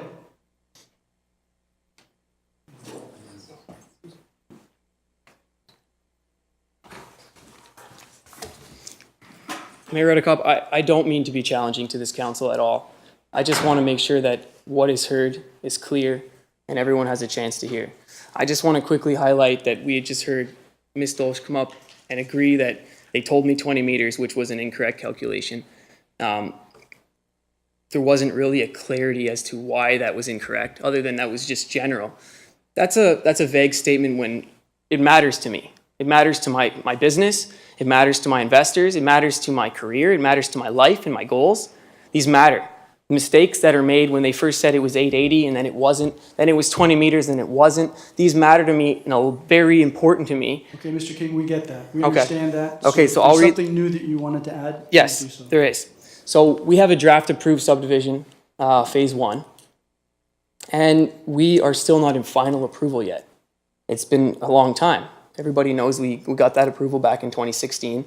My engineering team's been working tirelessly to make this happen, to be able to move this forward. I just want to read a little excerpt that was recently submitted. Does that have to do with this particular application? Right now, correct. You just mentioned phase 1. We're talking about phase 2. Phase 2. We're talking about phase 1 and how it relates to this. Sorry, my apologies. We're talking about phase 2 and how it relates to this development application. Right? This is phase 2. Correct. So you don't want me to read this, you're saying? Well, if it has to do with phase 2, yes. Okay. But if it has to do with phase 1, it's not really relevant. I'll submit it to you in writing so you can have a read, and I won't read it today. I'll read a different one that's relevant to today. Okay. This is an email that was sent to me by my planning consultant. Brent, it's time to push back against the town. I propose to draft a letter to the town focused on the lack of policy requirements for this move, that we have satisfied a complete application requirements, the application should be deemed complete, and that this negotiation is inappropriate at such an early stage. The town, in my view, has no policy basis for taking this position, and they need to be called out. And that was from Mike Sullivan, my professional planner. That was him speaking to his frustrations in dealing with this planning application in this town. And one last one I'll read. You said new information. Yes. That wasn't new information. That wasn't new? Well, I never read that before. but that's not new to you. Pardon In the me? event, I think it boils down to this. If, as the process unfolds, if you're not happy with the decisions made by staff or the recommendations that they make or the decision that council makes, as you know, you can appeal to LPAT. Correct. We're hoping that that doesn't occur because Correct. ideally, as developments progress, hopefully we can accommodate not only the developer, but the people who live in the neighborhood. Yes, that is my intention as well. As I said at the beginning, to provide the best development for this community and continually invest in this community, continually bring new money to this community, and once again, use this community in its community activities with my family. Thank you. Sure. Councilor Butler? Yes, sorry, Mr. King, thank you.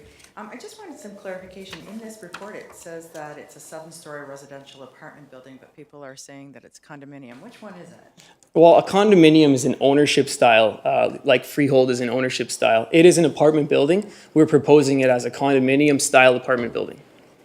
But it's just not for purchase, but for rental? No, correct? no. It is for purchase? Correct. Okay, all right, thank you. Okay, thank you very much. Councillor Noyes? Just one really quick question.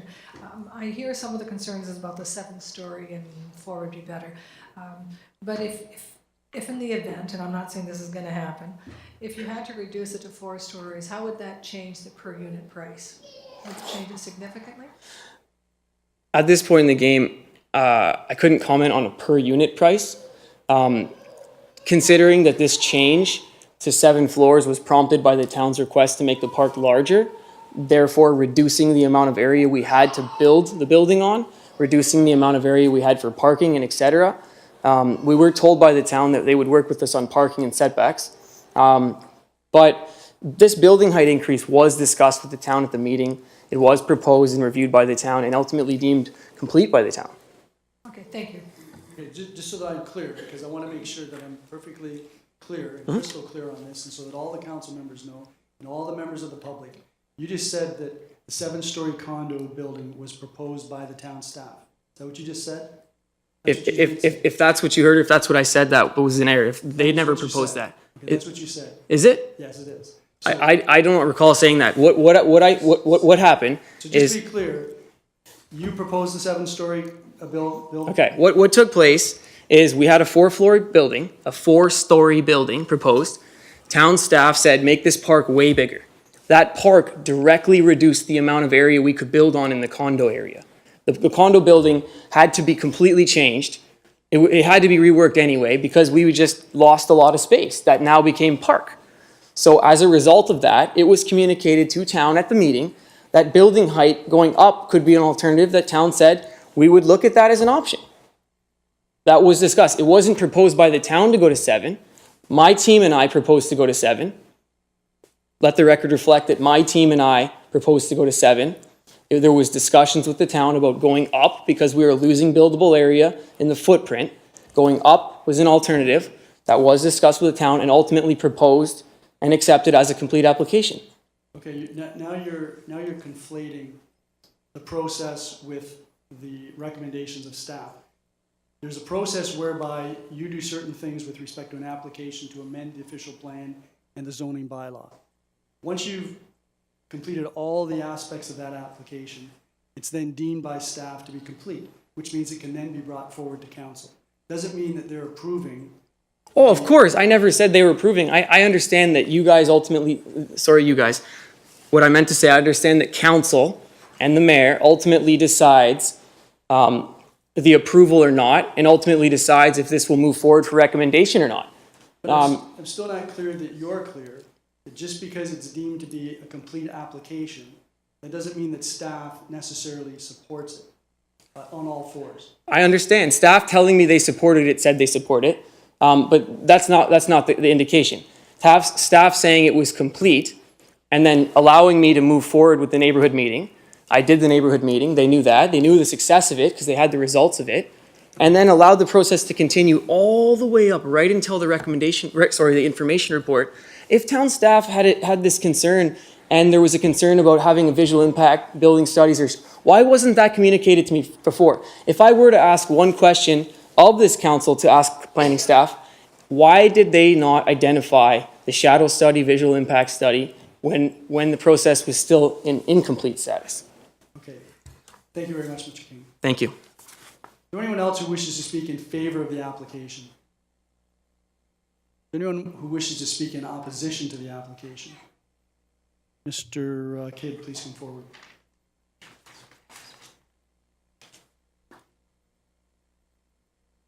And we need your name and address for the record, please. Certainly. Bruce Kidd, 689 Ridge Road North, Ridgeway. I'm in the line of sight of that building, by the way.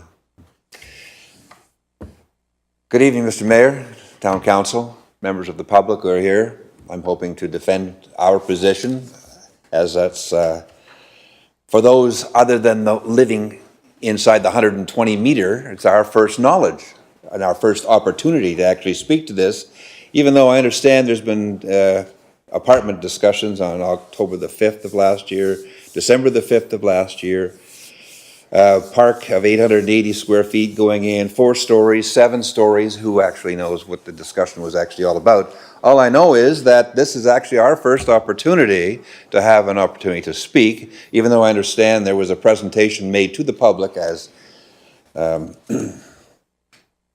this gentleman, Mr. King, has just talked about, a certain select small group of the public. That doesn't recommend, that doesn't talk about all the people of the public, or actually the people who are in line of sight of that building. I've put a presentation in front of all of you people on council, and I would ask you to refer to it. I should have, I guess, been using the overhead. I'm going to speak to the 7 aspects that are of concern to us in the meeting. The small town character, the too many tall stories, the traffic ingress, egress, the overland water flow, the town infrastructure, the income housing suggestion, which I've got, which you may or may not take to, but I think it should be part of this overall thing, and the impact ramifications. Mr. King did refer to, in his business and his personal life and his career, and a lot of personal factors that affect him. Well, I would suggest to you that this particular building that is being discussed, not necessarily all of Phase 2, but this particular building, the condo building, is a something that just is a big thorn in my side when I first saw it. And it was given to me by somebody that fortunately was at that meeting. So, small town character. Mr. King has referred to the fact that this building will fit into the small town character. What I suggest to you is anything but. What's the main drawing card for the people coming here and wanting to move to the city to here after 20 to 50 years of working in the city? They find a quiet, peaceful place to retire to, pleasant, minimal traffic, scenic water close by, friendly people, a place to walk your dog, have a quiet dinner, ride your bicycle, some local shopping. Definition of a small town charm. And this is right out of the dictionary. The implication that the character and appeal comes from the relaxed, genuine, and unpretentious environment of a small town, as well as the fact that it can be cute or quirky in ways that big city can't. I suggest to you the picture shown to us of that particular building is anything but unpretentious. That appeal does not include a 6-7 story building overlooking others' privacy. That wasn't mentioned by Mr. King at all. He talked about what people looked at. It's what about the people looking in the backyards of all of the Zone R1 that have been living there for years and years and years. Didn't expect to have a big, tall building in their backyard. Moving on, too many stories. The secondary plan is 39 pages, of which 35 of those pages are actually directions on how to go about putting in expansions or projects, as you've listened to. Of that, inside there are 19 mentions of maintaining the small town character. How do we go about doing that? As is mentioned and was worked on by people who worked diligently to put it all together, 3 stories. Let's go for 3 stories. Let's even talk 4 stories, as was mentioned here, but now we're talking 6 and 7 stories. I would suggest to you that this was thought out towards 2030, 2040 with a lot of diligence by the people involved. Now, all of a sudden, that's being thrown away, and we have people that decide that, well, R1 zoning doesn't really mean much anymore. We'll just change it to whatever suits the individual is coming to do a building in our area. We don't want more. Yes, you could have more density, I understand that, and then we're not into NIMBYism, don't build it in my backyard. We know there's going to be building, we know there's going to be construction, there's going to be an expansion to the town. That's part of life. That's part of what the support for the tax base is going to be. I'm already fully aware of that. We're not going to get some big building people coming in here with a big business with 3,000 employees. Moving on to the traffic ingress egress. I'd like to know the specifics of the study that was actually done. We swallowed what was said in Phase 1. Now you're adding another 60-plus vehicles from Phase 2 on top. Maybe more when they have visitors and everything else. In the past year, I, amongst every neighbor, now sees Ridge Road North is like a highway. It got even worse when Prospect Point was shut off for the expansion down on Thunder Bay. The traffic diminishes for small periods during the day, although apparently the unregulated speeding continues unabated. And now we're going to pull everybody out of that little wee dip with the curve out onto Ridge Road North. I suggest with the way people travel down there. If you want to change the speed limit, perhaps as a solution back down to 40 kilometers and actually do something about maintaining it, which I've been with the police so many times, I'm actually sick of it. It makes me sick. I would like to see a western exit personally. I did hear that that was thought for the future, and I would hope that that would be the actual solution to the whole problem.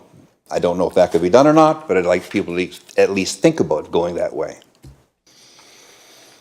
Going to the next big problem, overland water flow. Our whole area, the south side of Ridge, the south side of Nye, the west side of Ridge Road, drains towards the creek. We're putting phase 1 in there. I was very much concerned by the solutions created for handling the water flow. I accepted that, but now you're putting a further block into the water flow going in that direction. I'm not so sure that the persons who have decided to say that this is going to be handled by what they've come up with is going to work, because unfortunately in my neighborhood, we've seen what's been decided on the northwest corner of Ridge and Nye. Major drainage was overland. Now new houses were just put in there, and oh yeah, the town said everything would be fine. Well, for 40 years there was no problem. Now there's major problems there. So I'm not so confident in what is being designed for the overland water drainage for this area to actually take care of it. And you have to remember, my understanding was this building was going to be 6 stories, and now it's gone to 7 because the underground garage can't be put in because there's rock. So ground, when it's not frozen, the water goes down into it, it's absorbed. Can't go down because there's rock there. Has to go over land. So now you've got another consideration with respect to that water flow. On top of that, as we all know, the weather's gone screwy. The 50-year and 100-year statistics that engineers make decisions on is now being thrown out the window. Could we really trust that the data that they've created to make sure that the water's flown, the performance of the water flow is taken care of properly? I'm not so sure that's easily done anymore. Town infrastructure. Okay, we're told there will be no pressure drop, there will be no power voltage drop, and the gray and the black water sewage would be okay, given the drainage out to Nye. That was before phase 2 came along. Now we have phase 2 on top of that. Are those considerations still good? I'm not so sure, because with respect to the town infrastructure, we have the black and gray water situation. How many trucks already on a weekly basis, tanker trucks, are pulled out of what's going on down at the very end of Gorham Road? We're adding all types of construction throughout the town. Again, that's fine, it's being handled, I know that, but I have not personally seen anything with respect to the water treatment plants being upgraded other than what's going on in Rose Hill area, but not in town, our town. Now for number 6, Mahankrams, I'll let you read through that because that's just a personal idea I've got. If we're going to, as a town, allow people to come in and using mostly GTHA retirees as the purchasers of these major developments, there's a lot of money coming in. The prices of those buildings is way more than what it's used to be, okay? So I'm suggesting if you're gonna have multi-million-dollar proposals going forward, take a percentage of that, whatever you wanna work it out to, 1%, 2%, 10%, $250,000, $500,000, put it into a fund for low and middle income housing. Or have those same people say, well, if we are going to build 300 houses here, or 200 houses, or 100 houses here that are all worth $500,000, well, I want you to go over here and build X number of units for low and middle income housing as part of the overall balance of the town, in an effort as well to help with the density aspects that our provincial government wants us to meet. And lastly, but not least, of course, the impact ramifications. Prices of the houses have been going up. People who've been here 20, 30, 40 years, how are they going to be able to afford the taxes when they come up? There's no question that what's going to happen down the road with the increase in house prices from 100 to 150,000, now jumping to 400 and 500 in valuations, that's all well and fine. If you want to move, I don't want to move. I came here because I love the darn place. I really do it. I tell everybody I know about it, and quite a few people actually have come down here as a result. I enjoy it, I really do. And you guys have done a good job with the whole place, so just keep doing it. But if it's going to be difficult down the road for me and for those persons who have already been here a long time to start handling the MPAC increases that are going to take place 2, 3, 4, 5 years from now. And it will happen unless there's consideration given to that for all of the rest of us here. And I want to make a special thank you to Mr. Liberts for his comments tonight. It was very, very evident to me when Mr. King was giving his presentation that there was a sense that the greatest proportion of everything needed being doing was already handled, and it was a fait accompli. It's not a fait accompli until you people say it's a fait accompli. Thank you. Thanks very much, Mr. Kidd. Before you go, are there any members of council that have any questions? Councillor Dubino and then Councillor Butler. Yes, thank you, Your Worship, and through you to Mr. Kidd. Thank you very much for your presentation. You obviously put quite a bit of work into this with the information you provided. There's just 2 points I want to raise, if I may. You have something here about small town charm. I'm just curious, where did you get the definition of that you included? Wikipedia. Wikipedia, okay. Fair enough. I believe me, I'd be doing Well, the same actually, thing. you could go to several dictionaries, and they all are similar in nature. I even checked just on my iPad here too to try and find it, and it was in a few different places. I was just curious about that. I know that this process is just starting to move along, but just a comment. I know here in Fort Erie we have a lack of multi-level type multi-dwelling unit housing. And one of the things that I encountered during the campaign were people who had been residents in this community for a very long time who wanted to stay here, but due to life changes, as you know, we all, I hate to say this, as we all age, we can't necessarily maintain a house with a yard. So there's a lot of people in the community who want to enjoy the small town charm, but want to be able to move into buildings not necessarily 7 stories tall. I don't want to make it sound like that, but that there is the need for apartments in the community within a small town to rectify those kind of problems. So I just wanted to point that out, that, you know, despite being a small town, it doesn't mean that we all should have, you know, houses with yards. There's certainly a need for that, but there's a need for apartments like this and multi-dwelling condos like this in the community as well. So I think that's important to point out. Is there a question coming? Yes, there is a second part as well. I'm just curious with the MPAC ramification side of things, and No, this is an opportunity for you to question the delegations, and if you have questions about the report, that's when you can question staff. in that case, I'll leave it for staff. Thank you very much. Okay, Councillor Butler. Thank you, Your Worship. Just wanted to ask you a quick question with respect to your delegation. Are you representing many of the neighbors around the area? I'm speaking on subject matters that we have talked about, and they have equal concerns about them.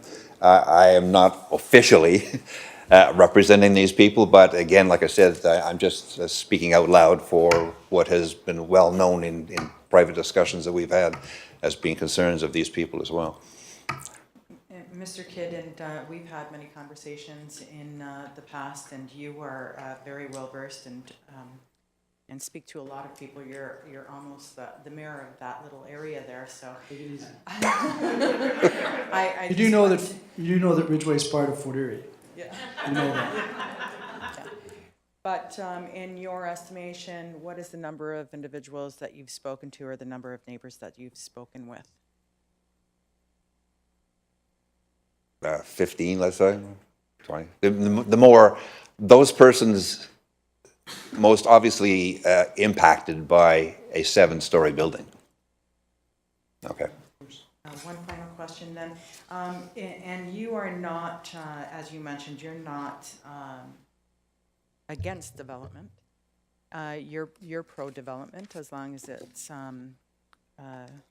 within, the aspect of aesthetics and within the environment. But are you opposed to 4-story No. build? Okay, thank you. No, because again, if I may elaborate, when line of sights are drawn up, it appears that it's a visual of the building. The concern to me the concern to the privacy of the persons living close by is not their vision of the building, it's of the building looking at them. They didn't buy a private area or an R1 zoned area so that they could have everybody looking at them, okay? 7 stories, they'd have people looking. Okay?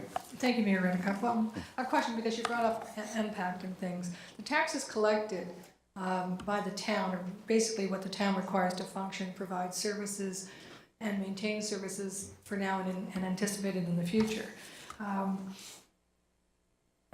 Increased volume, meaning more houses, more apartment buildings, may actually kind of spread out the cost of the taxes that the town requires. It's not necessarily an end result of impact. Impact decides the value of the homes, but it doesn't decide what the town needs for taxes. So I'm just wondering, with that in mind, do you have any comments? That's an easy one. Take a look at Mississauga. There's 100 different apartment buildings in there, and taxes have been going down, down, down, down, down every time an apartment building was built? No.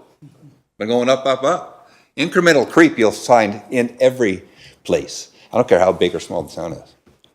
You're going to get incremental creep. But I'm not talking about that. I'm talking about the fact that the valuations from MPAC are based on generalized values of houses and structures. And whether we like it or not, those prices have gone up. And again, for those people selling, that's fine, but most people aren't moving to Ridgeway to sell. I know I didn't. Okay? Thank you. Very much, Mr. Kirby, we appreciate it. Is there anyone else who wishes to speak? Is there anyone else who wishes to speak in opposition to the application? Mr. Poole? We were wondering if you had moved. We haven't seen you for a while. And you know you have to give us your name and address. Yeah, for Jim the Poole, record. 3811 Webstock Road. I'm kind of surprised. I didn't realize there was an open house. If it was, I didn't see it. I would have went, but anyways, I was at the first meeting when this gentleman was up here, and I thought it was one of the best subdivisions I've ever seen. I thought it was great. And I don't know what happened if I fell off the rails here because if I'm not mistaken, is this the contractor that cut all the trees down right away over there on Ridge Road? Phase 1. Yeah, they weren't supposed to. That was pursuant to approval given by the Conservation Authority. Yeah, well, that's what I thought. But anyways, I'm concerned with a 7-story high building. I personally think once we open the door up, it's going to be everywhere. You can't stop them. I think the building looks nice. Looks like South Point Casino in Las Vegas, but it would stick out like a sore thumb. And I don't think this town is ready for that. So I don't know. And what else did I put down? Like I say, I'm in disagreement with it. Like, to me, there's bigger pieces of property in this town where maybe you could put it, maybe you could buy the school property, put something in over there, but where it is right there, I just personally think it's gonna be an eyesore. You can see it from, like you say, from Nye Road, you can see it from everywhere. It's gonna stick out. So I'm opposed to it. But otherwise, phase 1, I thought was the best one I've ever seen. And I'm just surprised that this one here is coming over here. That's all I have to say. Okay. Thank you. Any members of council have any questions of Mr. Poole? Thank you very much, sir. To anyone else who wishes to speak in opposition, please come forward. Mr. McNair?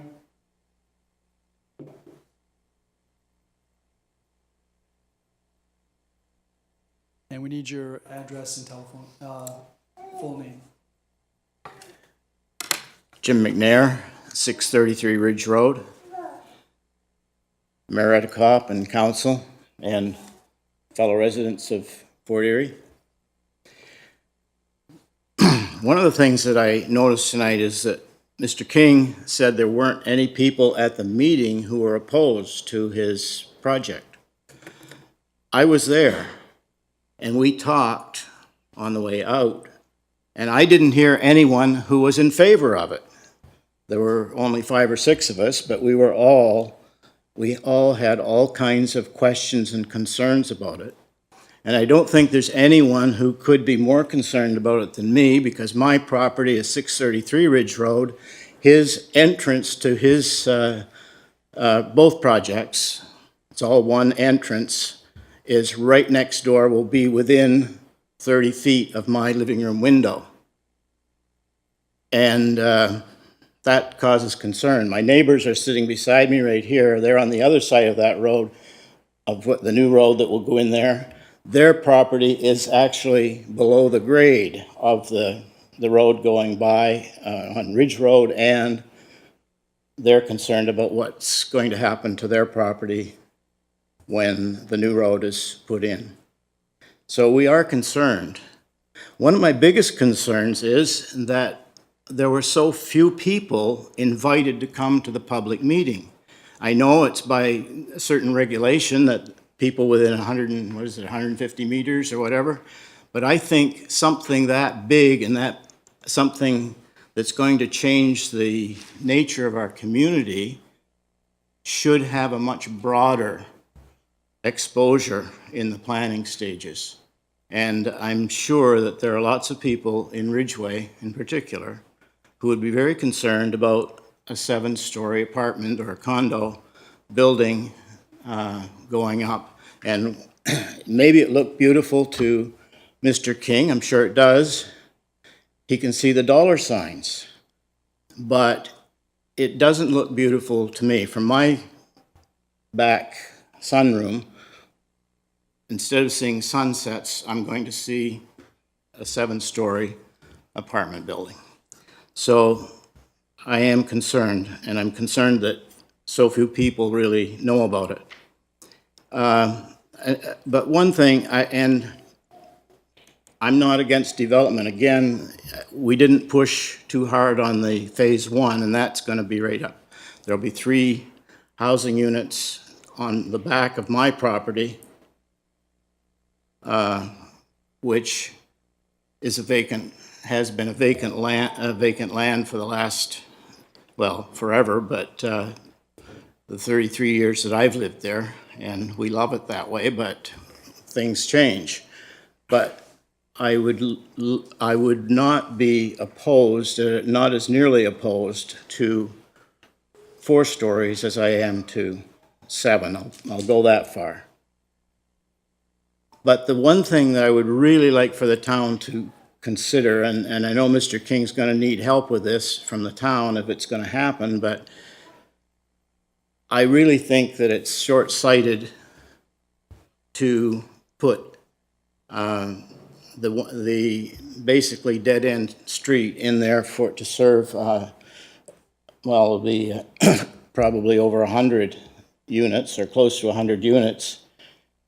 I would love to see the requirement that that westerly exit entrance be included in the plan right from day one, rather than hopefully 10 years, 20 years, whatever it's going to be down the road. I just think it would be so much better for traffic to be able to move through rather than everything going by my living room window. So I think those are the main things. And as far as apartment buildings, the comment you made regarding people needing apartment buildings, I'm getting to that age myself. And there are all kinds of places around Fort Erie. I look at when people move into an apartment building, they like to be, not too far from stores and things like that. I look down beside Walmart and No Frills, and I see a big vacant field there. No one would care if a 7-story apartment building went in there. or lots of other places. But right in the middle of Ridgeway, I just think it's crazy. So not everyone did love Mr. King's proposal. I appreciate the work he's done on it, but I'm opposed to it as it stands. Thank you.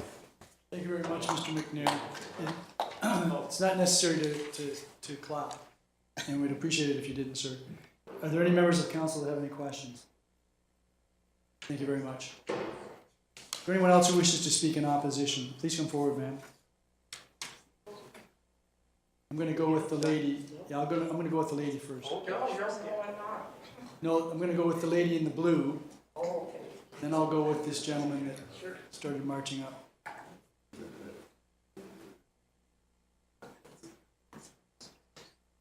Say good evening to you all. Good evening. I am Darlene Marchand and I live at 619 Ridge Road. And all I could ever do is say the night at the meeting, everyone I think was opposed to the high buildings. And I'd invite you all to drive by my property and take a look at how low I am. And I am very concerned. Like Brent did come over and he talked to us and he said he'd make sure everything was fixed with water and all that. And excuse me, I'm a bit nervous because I don't talk in front of a bunch of people. And but I still am very concerned about how low our basement is and the water and on how it's all going to be fixed. And I do agree with these two gentlemen, and they did speak for us. Okay, thank you. So just for clarity, your property is immediately south of the point of ingress and egress, and also immediately north of this phase 2. I'm sorry, I don't understand all that, but You said I 619. might be beside Mr. McNair on the other side of the road, where the road's going to go. So. Before you go, any members of council have any questions? Thank you very much, ma'am. Okay. So I'm going to go to the gentleman who stood up before. If you'd like to come forward, sir. Good evening. Mike Rutherford, 3773 Nye Road. And I did send in a letter to council today. My wife and I were out of town, so we missed the first open house, but I did get some information from Brent. But I guess the concern, the way we look at it, it's been some very valid concerns tonight. And, again, we're not, as I indicated in the letter, we're not against development of the area. But certainly it's the size of the building again. It just comes back to the size of the building being proposed from where our property is on Nye Road. Pretty sure we're going to see it pretty significantly.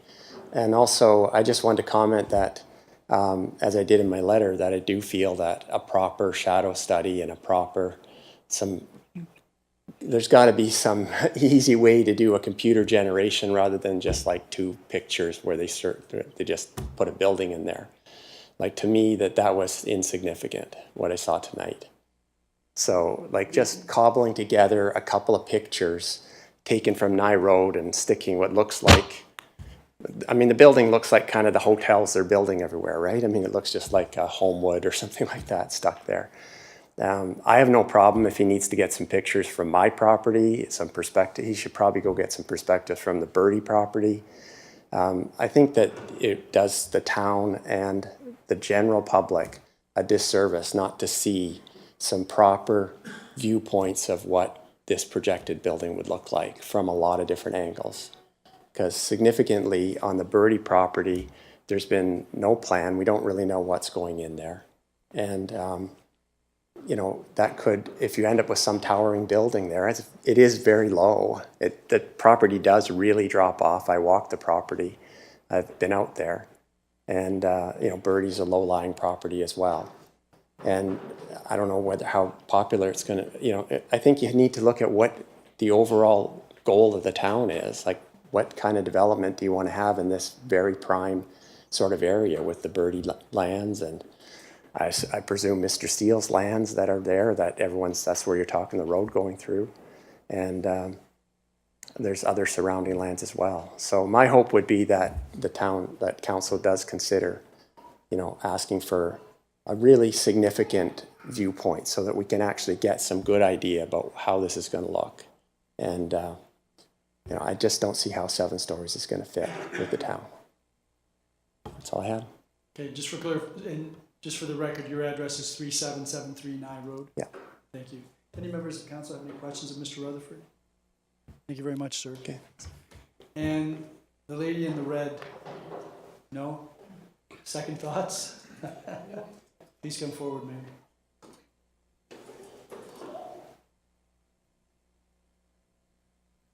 Good evening. Good evening.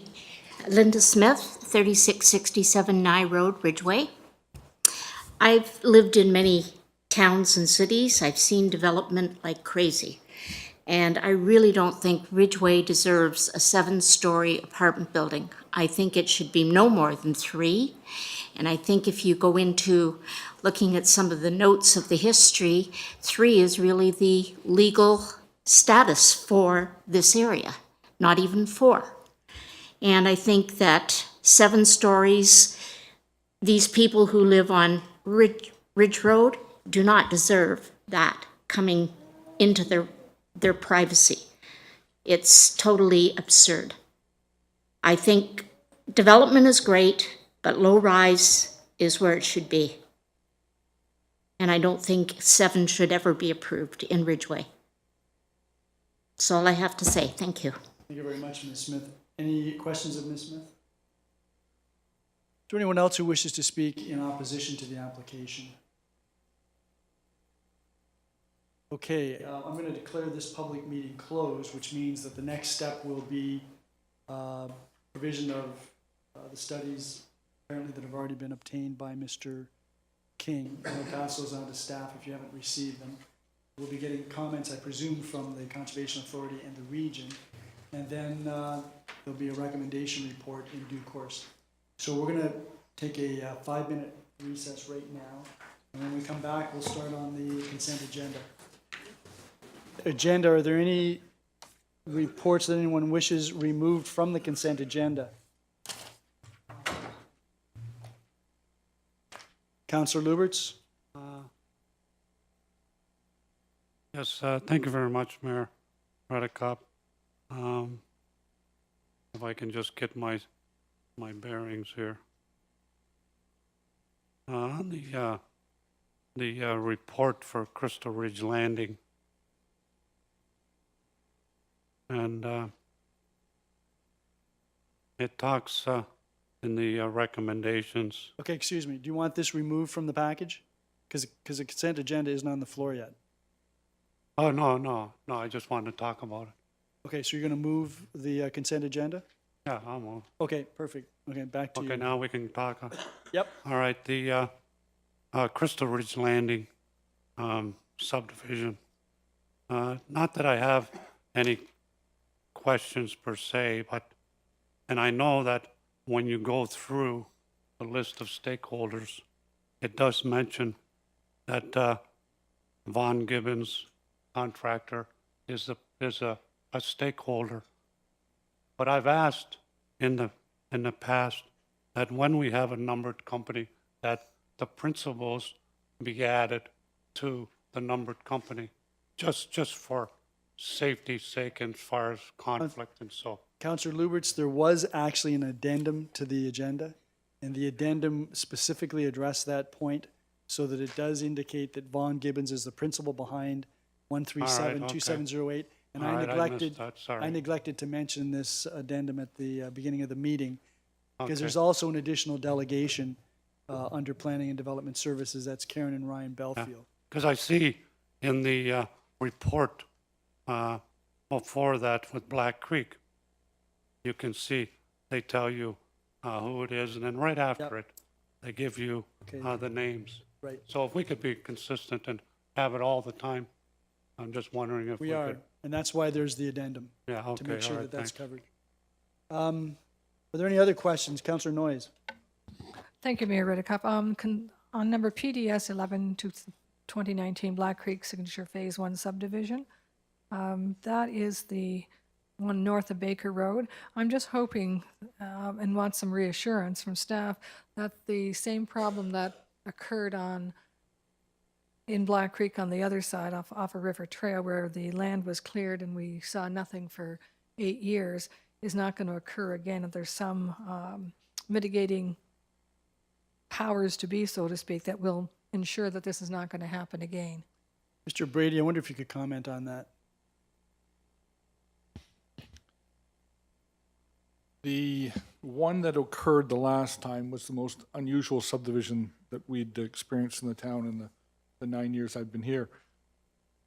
We do not anticipate that in this case it will go the same way, and there are, in terms of clearing the land, if that's the issue, there are conditions that speak to the when the land can be cleared. And there aren't very many conditions left to be cleared, are there, with respect to draft approval? No, the majority of the conditions have been cleared. What needs to be done from the town's perspective is to enter into subdivider's agreement. As soon as that's done, basically our conditions are cleared. And I think there's the odd condition with the Conservation Authority, but it's very near clearing. Councillor Noyes? Thank you for that explanation. I'm hoping that we do not get a repeat, and I'm hoping things that work out the way they're supposed to. The other question I have is regarding the Fort Erie Water Distribution System, the Annual Water Quality Report and Annual Water Utility Summary Report, IS 06-2019. In that report, it made a recommendation, and I had an opportunity to talking to Mr. Walsh earlier today, that there be a flushing and testing station at the Black Creek Leisure Homes. That was one of the recommendations. It didn't show up in our report, but in discussion with Mr. Walsh, he assures me that they will be putting one in there. And that would then follow the recommendation of the report. That's one of two. The other one is at Point Avenue Dunes or something? Right. Any other questions with respect to the reports? Mr. Walsh, just with respect to the water quality report, since we're there, I wanted to compliment your staff on the report and on the excellent work that they've been doing. And this is a very good indication of how the people of Fort Erie can rely upon the treated water that's distributed through our system. I did want to ask you, though, with respect to the metering, because we've talked about lost water in the past, and the meter is, of course, at the water treatment facility when the water comes out. How many connections are there to the regional water mains that would connect to municipal, local mains? Are there a lot? Yes. So impractical to try to meter them? Yes, it would be impractical. Because that would be the one sure way to ensure that if there's any water lost in the region's infrastructure, they pay for it. That's correct.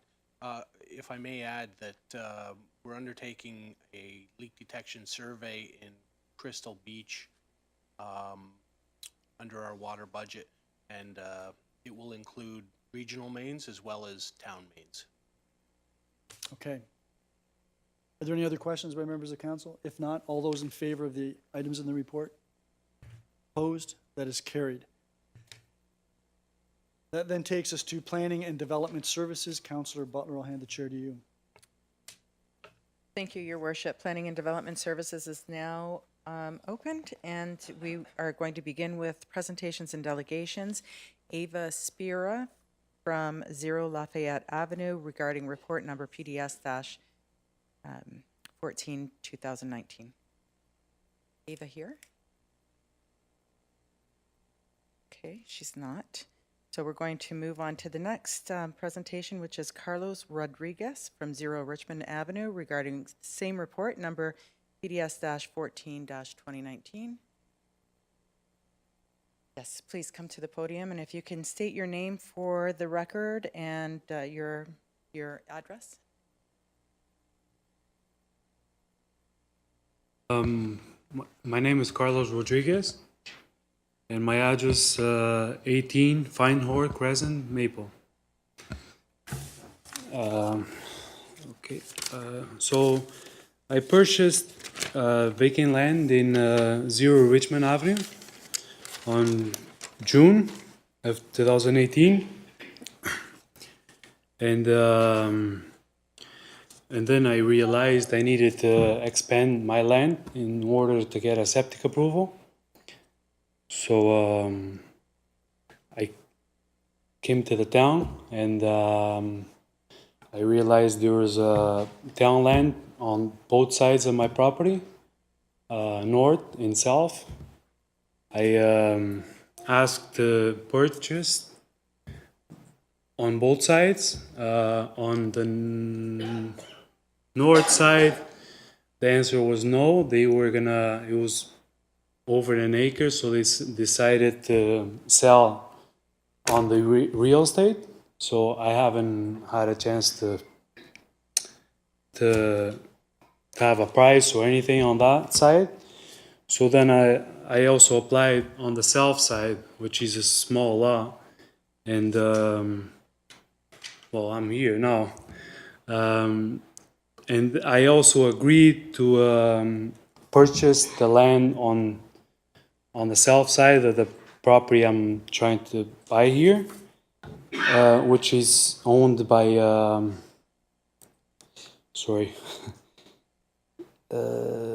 Nicholas Spira and Eva Spira.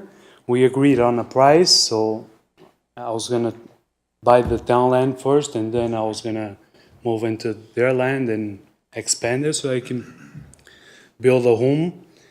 And yeah, that's basically what's all, I guess. Okay, thank you, Mr. Rodriguez. Does any member of council have any questions? Councillor Noyes? Thank you, Councillor Butler. Mr. Gomez, what are you hoping for council to do tonight? What decision do you feel we should be making tonight? I'm hoping to purchase the land beside me, 0 Richmond Avenue, that the town owns, on the south side of my property. Okay, thank you. Thank you. Any other members of council? Your worship? So just for clarification, you've had discussions with Mr. and Mrs. Spira about the land to the south, Yes, and they're prepared to sell that land to you, yes, provided you can buy the town land. yes. Okay, thank you. Thank you, Mr. Rodriguez. Thank you. That brings us to our next presenter, and that would be Karen and Ryan Belfield of 571 Bidwell Parkway regarding the same report number PDS-14-2019. Hi. Good evening, Ryan and Karen Belfield, 571 Bidwell Parkway. Thank you. Yeah, we're here for the same thing. I guess it would be the parcel 1, lot 80, which is to the east of us. I guess it would kind of divide our existing property. Along with Mr. Rodriguez, we were also contacted this morning by Eva Spira. Mikolos and Eva Spira. Mikolos and Eva to purchase the property. Parcel 4. 4, yes. Which would give us, I believe it was the planning department recommended it as well. For us to purchase. For the total of, I can't remember what it was, 4,000 square meters? Yeah.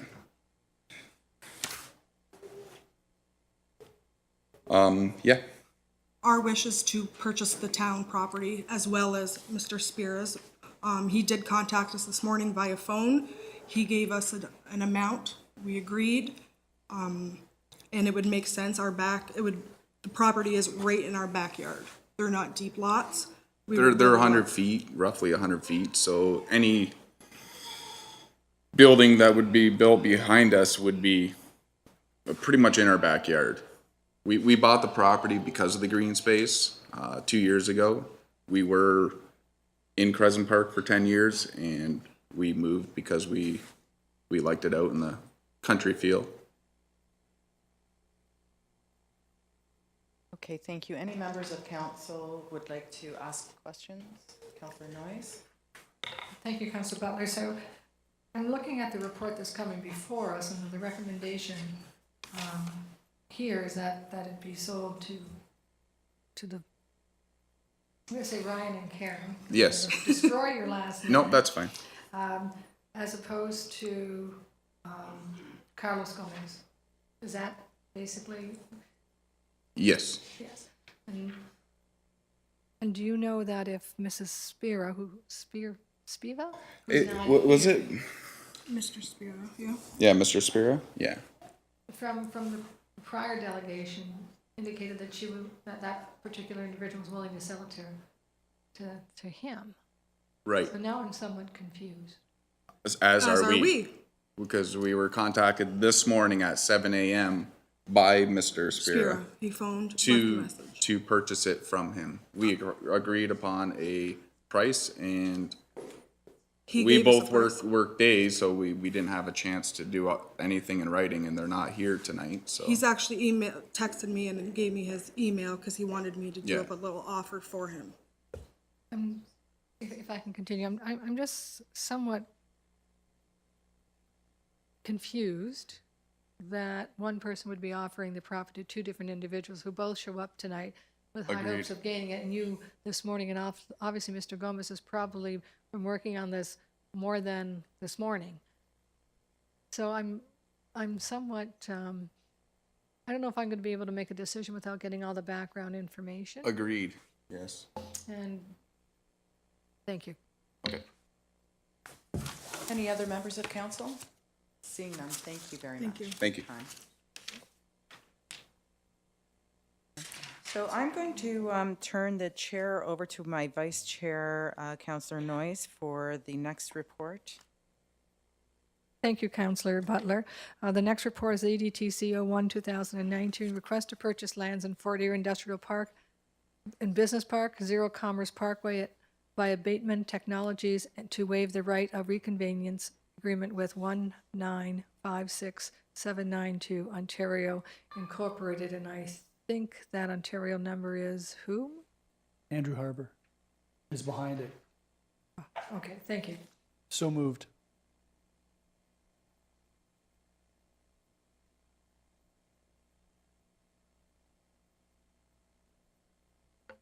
Okay. Is there anybody here who would like to comment on the report? Any questions?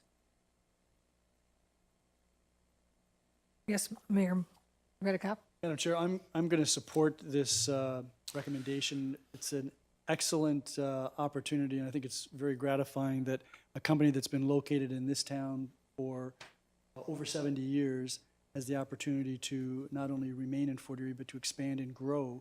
And I think some of us have known the Harbour family for a long time. I've known them since I was a child, and Mrs. Harbour was my Akela as a cub. So I'm really quite excited about this. I know that the Harbour family is well, and I can't think of a better opportunity for our municipality. So I'm going to support this. I hope the rest of you do as well. Thank you. Councillor McDermott. Yes, thank you, Madam Chair, and I feel the same way. I think this is a great opportunity that has come up. The Greenstone is pretty happy where they are, and that now that this has come available, this is a great opportunity for Abatement Technologies and the jobs that they'll bring to the community. And I, as well as the mayor, had a background with Harbour Manufacturing, as my father was employed there for some time. The only downside to all of this is now that if we pass this evening, is that we're going to have to, we'll be out of industrial land, and we'll have to start moving on, getting some. But I'm happy to support. Thank you, Councillor McDermott. Any further questions or comments? Seeing none, all those in favor of the report carries. I turn the chair back now to Councillor Butler. Thank you, Councillor. That brings us to report number PDS-10-2019, proposed draft plan of subdivision and amendment to Town of Fort Erie official plan and zoning bylaw number 129-90, Royal Oak Property Developments, Brent King, Royal Ridge Phase 2, 613 Ridge Road North. Can I have a mover for that, please? Moved by Councillor Dubineau. That report is on the floor. Any comments or questions? Councillor Dubineau? Yes, thank you, Madam Chair. I had two questions related to going back to the presentation that we had earlier. I know that some concern had been expressed about the height of the building, and I believe Mr. King had mentioned that he moved the height of the building upwards due to the parkland. And I'm wondering, through you, Madam Chair, maybe to Mr. Brady, if there's any opportunity for maybe some compromise to allow the footprint of the building to increase to address the residents' concerns with bringing the building height down, which would allow Mr. King to maintain the same number of units within the building. Mr. Brady? Through you to the councillor, we need the park there. There's very few opportunities to get the park otherwise. When I looked at those plans that were before you this evening, which was the first time that we saw them, it would appear to me that the building that was being shown pretty well covered all of the property. And we need to have some further information about how parking would be dealt with on this property and landscaping and a few other odds and sods. So while the height of the building was shown as part of the visualization, what we don't know now is whether that building actually fits on that property and meets the zoning or even a modified zoning standard. So I think we have a little way to go. Any other members of council? Councillor Lubritz? Yes, thank you very much, Madam Chair. I'll just direct my question to the planning department. And when we go with the official plan, Ridgeway Thunder Bay, or a secondary plan, was this area zoned for medium density or low density? Mr. Kernahan?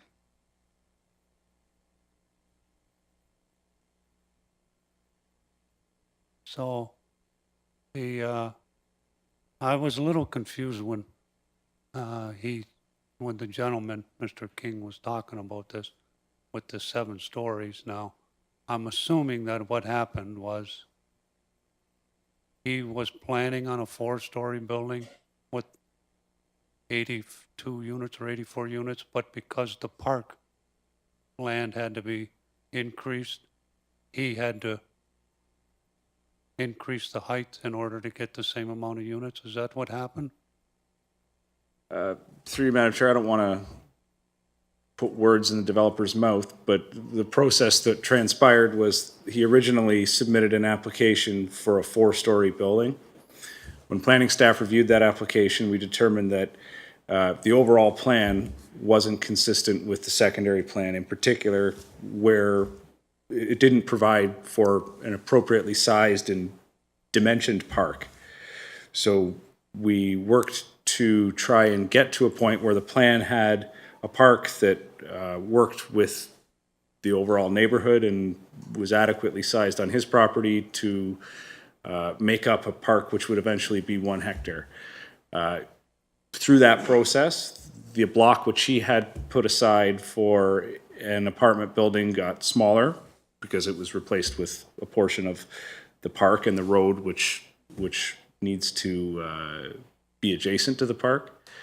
And on 2 occasions, he revised his application to be taller for the apartment. And on 1 occasion, it was 6 stories, and then at the last minute in December, it went up to 7. Now, the 4-story building, was that requested or was that a requirement in that subdivision to meet our density targets that are legislated through the province? Through Madam Chair, no. It was just something he wanted to do, so really even the 4-story building didn't need to be there. He just decided that he wanted to put a 4-story building there. Through Madam Chair, that was his application, not ours. Yeah, okay, all right. Because, you know, even if he wanted to go higher, I know that we do have some provisions in the provincial policy statement where we can transfer density. So he could always look to transfer that density to another piece of property. Is that correct? I'll answer that question. Yeah. when you transfer density, you have to transfer something that you have. At this moment in time, there is no zoning in place that suggests that it would be a 4-story apartment building. So there's really nothing to transfer. If he were to transfer a 7-story building, though, he could transfer, right? Again, the issue is the property is low density. That's what it is at the present time. So to go up to 4 stories or 7 stories or whatever it is an addition and an amendment to the document. So when we haven't dealt with transferring of zoning in Fort Erie, but when you talk about transferring of zoning in a municipality, you're taking something that's already zoned and moving that zoning to some other location. So Okay, it's not all right. really an option in this case. All right, okay. That's, obviously, there was some miscommunication with everybody in this application, and we'll have to decide whether council wants to put a 7-story building there or not. Thank you, Counselor. Any other counselors? Your worship? Madam Chair, I should mention that Mr. Brady brought it to my attention that I may have misspoke when I indicated what the process would be going forward. The report recommends that there be a further public meeting. Mr. King was opposed to that. In my exuberance to try to finalize the public meeting, I neglected to make reference to that. So, Mr. Brady, if this report passes and you believe that it's appropriate, I'd be happy to sign a letter out to Mr. King to let him know that there may very well be a second public meeting with respect to this. I appreciate that. Any further comments or questions? Seeing none, I'll ask the question. All those in favor? That motion is carried. That brings us to PDS-14-2019, sale of limited marketability land parcel 1-0 Richmond Avenue, lot 580, plan 480 Birdie, Fort Erie, Carlos Gomez Rodriguez, and Alyssa Balain. Can I have a mover? Councillor McDermott? That report is now on the floor. Any comments or questions? Councillor Noyce? Thank you, Councillor Butler. I have some concerns. I'm reviewing the report again, and I'm somewhat confused. Sometimes it doesn't take much to confuse me. But the request came from the Gomez's, or Rodriguez, and today we heard from Ryan and Karen Belfiel.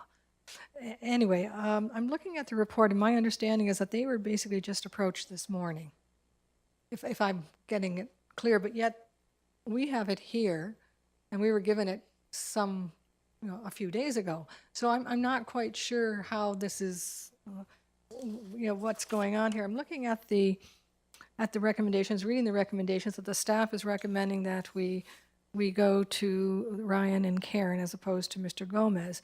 The rationale being that it would increase the Ryan and Karen's thing to approximately an acre. But if I'm looking at the original, the parcel 3, which they own,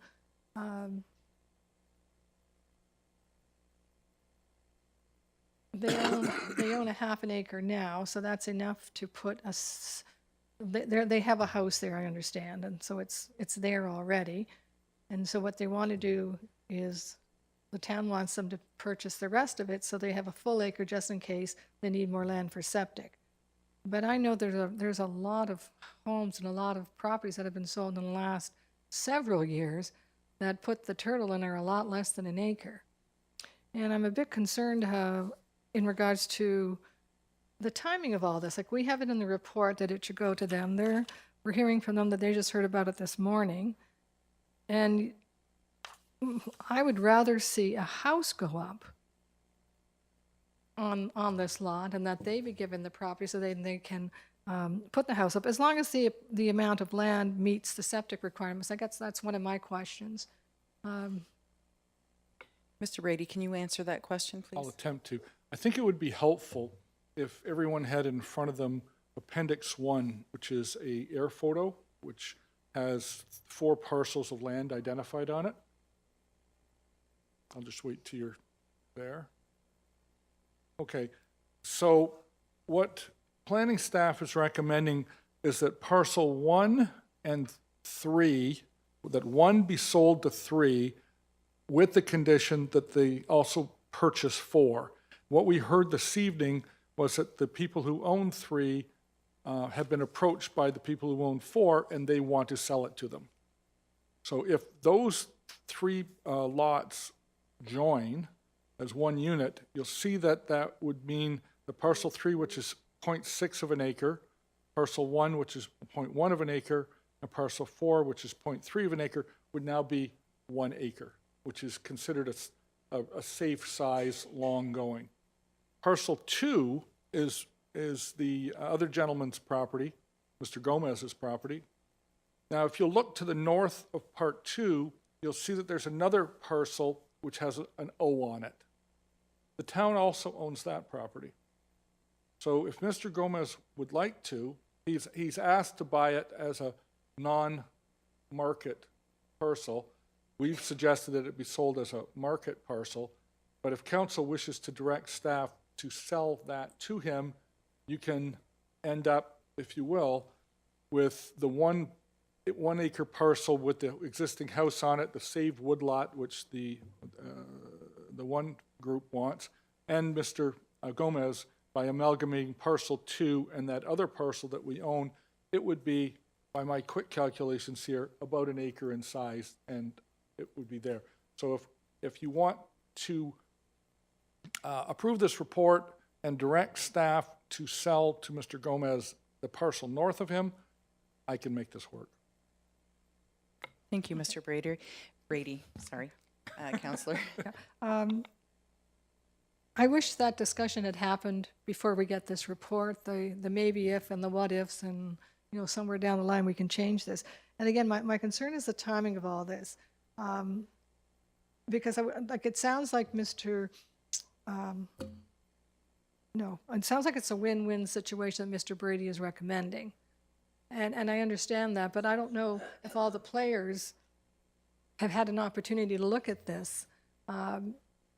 Because if this is not the case, if it doesn't happen, that parcel 0 goes to parcel 2, and parcel 1 goes to parcel 3, and parcel 4 sells to parcel. There's a lot of things up in the air that I think need to kind of perhaps move further along, at least maybe a purchase agreement as opposed to actual ownership or something. I'd like to see a little bit more happening, just simply because of the confusion that I'm feeling with the 2 delegations today, and the report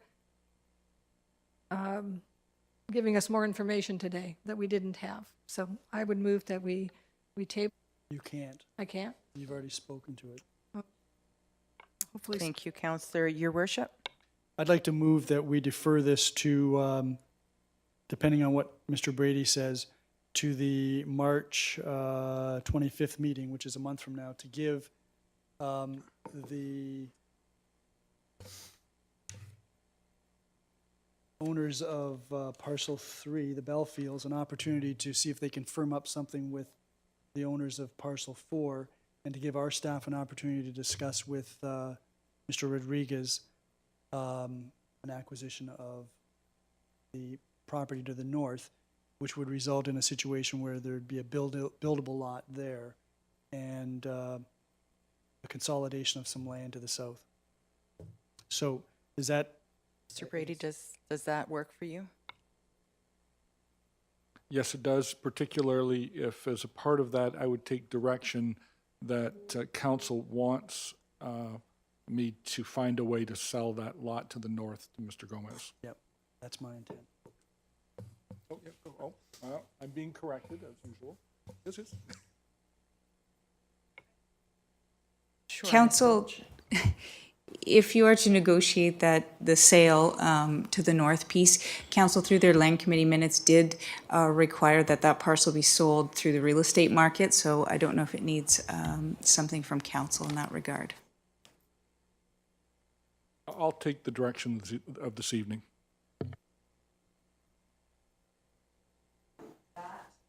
Now is on the floor as to the timing. Do we have any questions or comments with respect to the timing of that report? Seeing none, I'll call the question. All those in favor? That has been deferred to March 25th, 2019.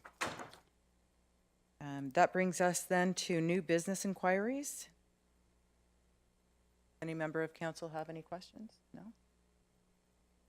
That brings us to business status report. Any comments or questions? Then I will turn the chair back over to you, Your Worship. Thank you very much, Councillor Butler. That takes us into infrastructure services. Councillor Luberts. Yes, thank you very much, Mayor Redekop. Infrastructure Services is now in session. We have no presentations or delegations, and our first report is ISO 3-2019. Do I have a mover for that? Councillor Dubenau. That report is now on the floor. Can we hold off just a second here?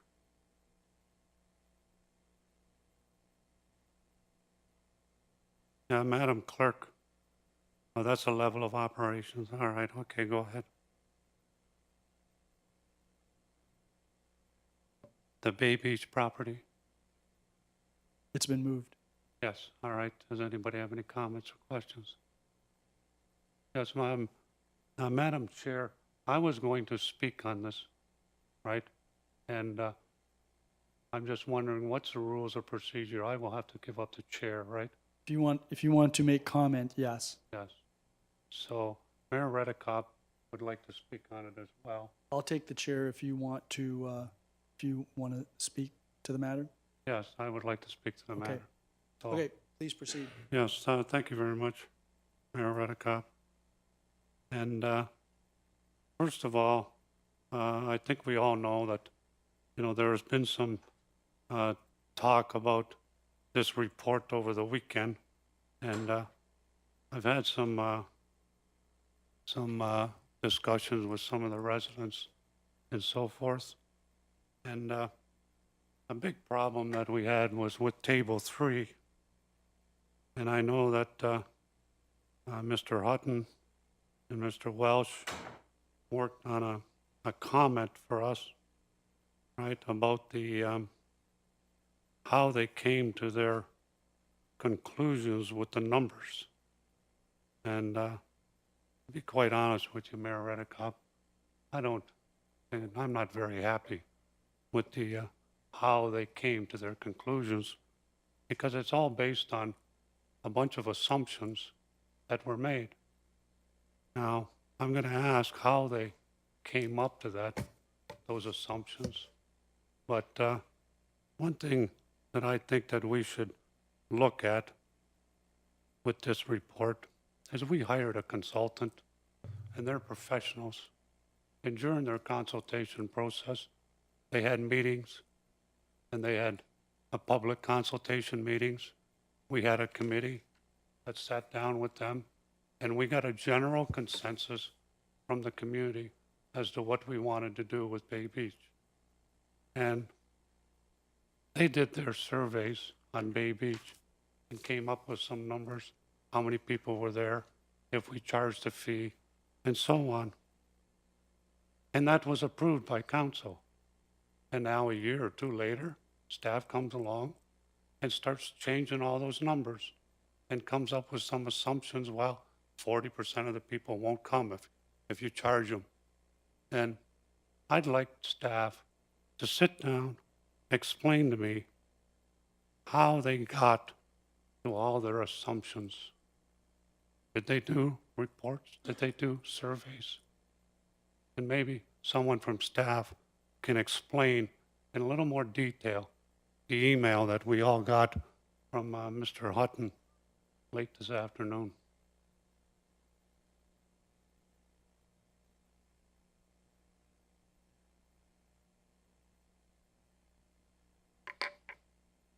Well, I'm sure that can happen. Is there any further questions or comments you have, Councillor Luberts? Well, I'm hoping that they will answer that tonight. I don't think Mr. Hutton is here, is he? He's right in the back. Oh, there he is. So, Mr. Walsh, you or Mr. Hutton wish to try to tackle this? I can take a a gander at it. What specifically does Councillor Lubert's question?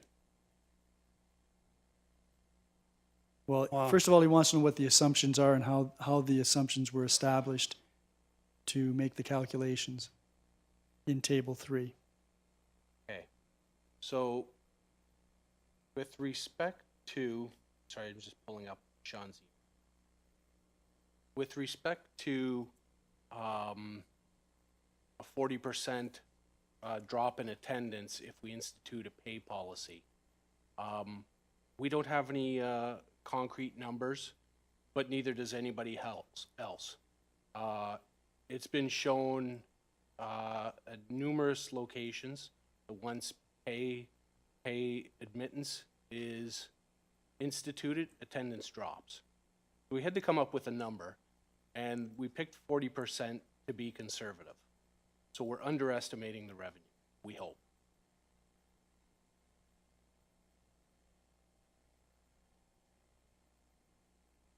Is that it? So, Councillor Luberts. yeah, thank you, Mayor Redekop. So, the consultant says that the attendance may drop. So we're assuming that it's going to drop 40%, but we don't have anything that stands behind that number. That was the answer. Is That's that correct. correct? Speculation. All speculation. Conservative. And Mayor Redekop, again, I got to go back. Planning partnership have been around for a long time. They do this on a daily basis. They did their survey, right? I mean, Mr. Hutton's email says that they only talked to 80 people, right, when they did their survey. Well, if you read the Bay Beach Master Plan, they talked to 80 groups of people. And these groups were about 6 people.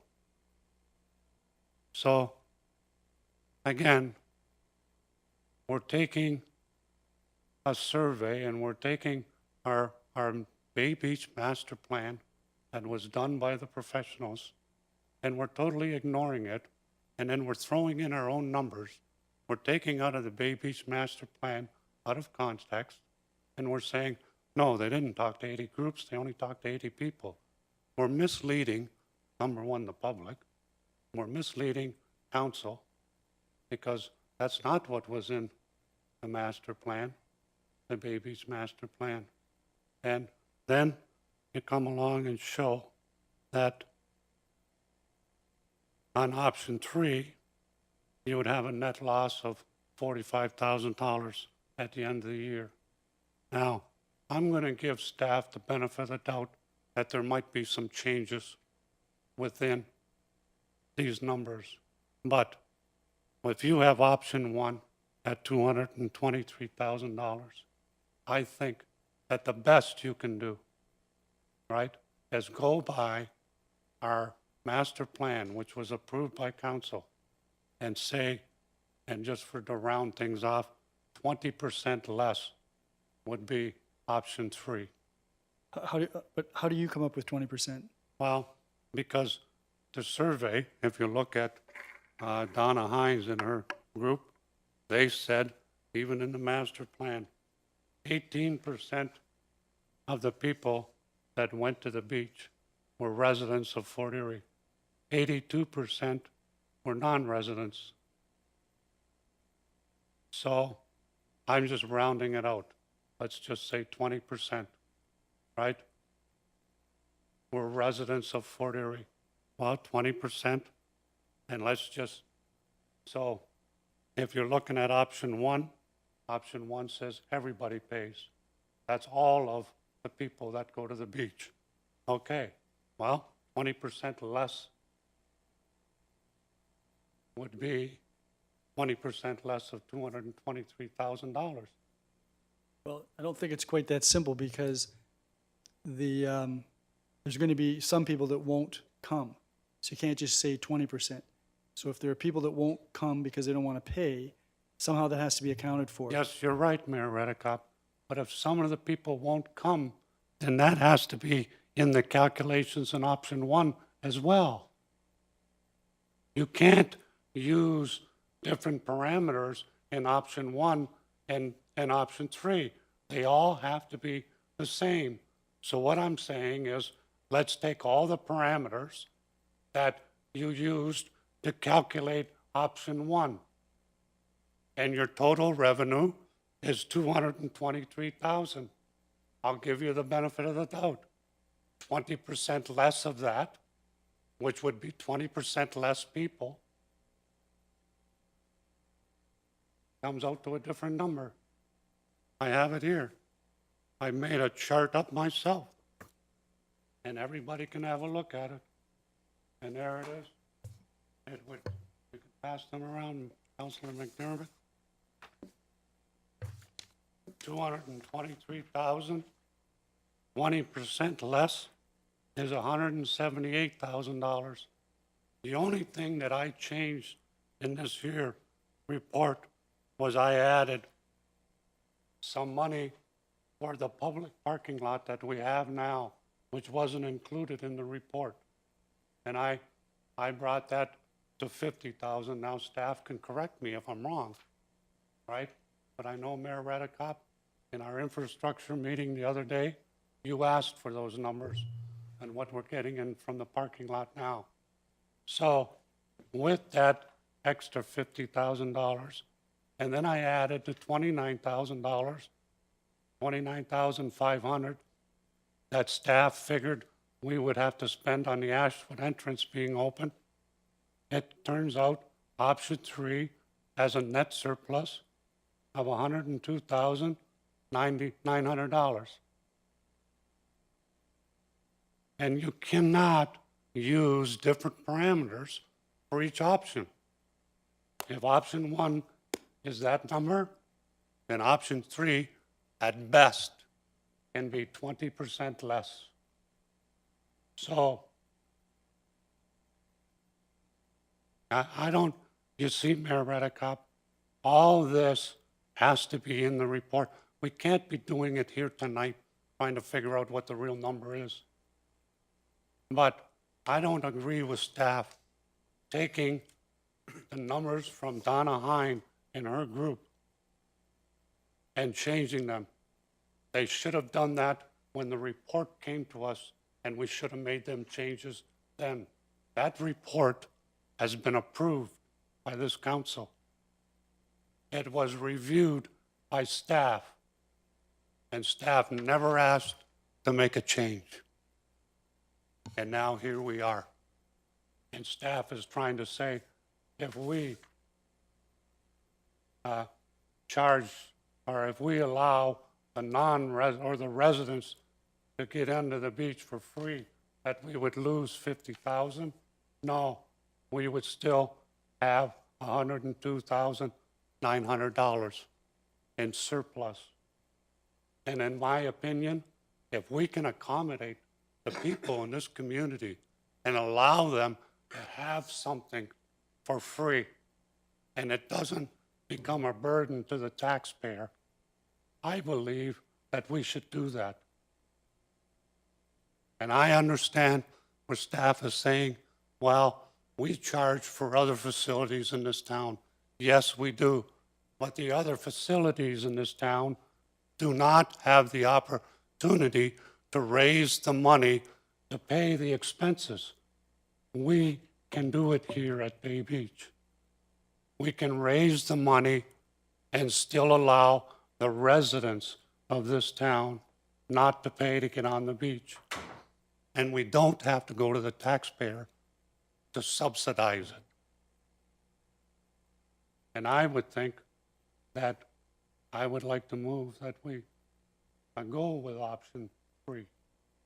Well, at this, And this I is know a- that this is just for information, That's right, it's for information. but that's what I would like us to, but I would like staff to come back, either use my table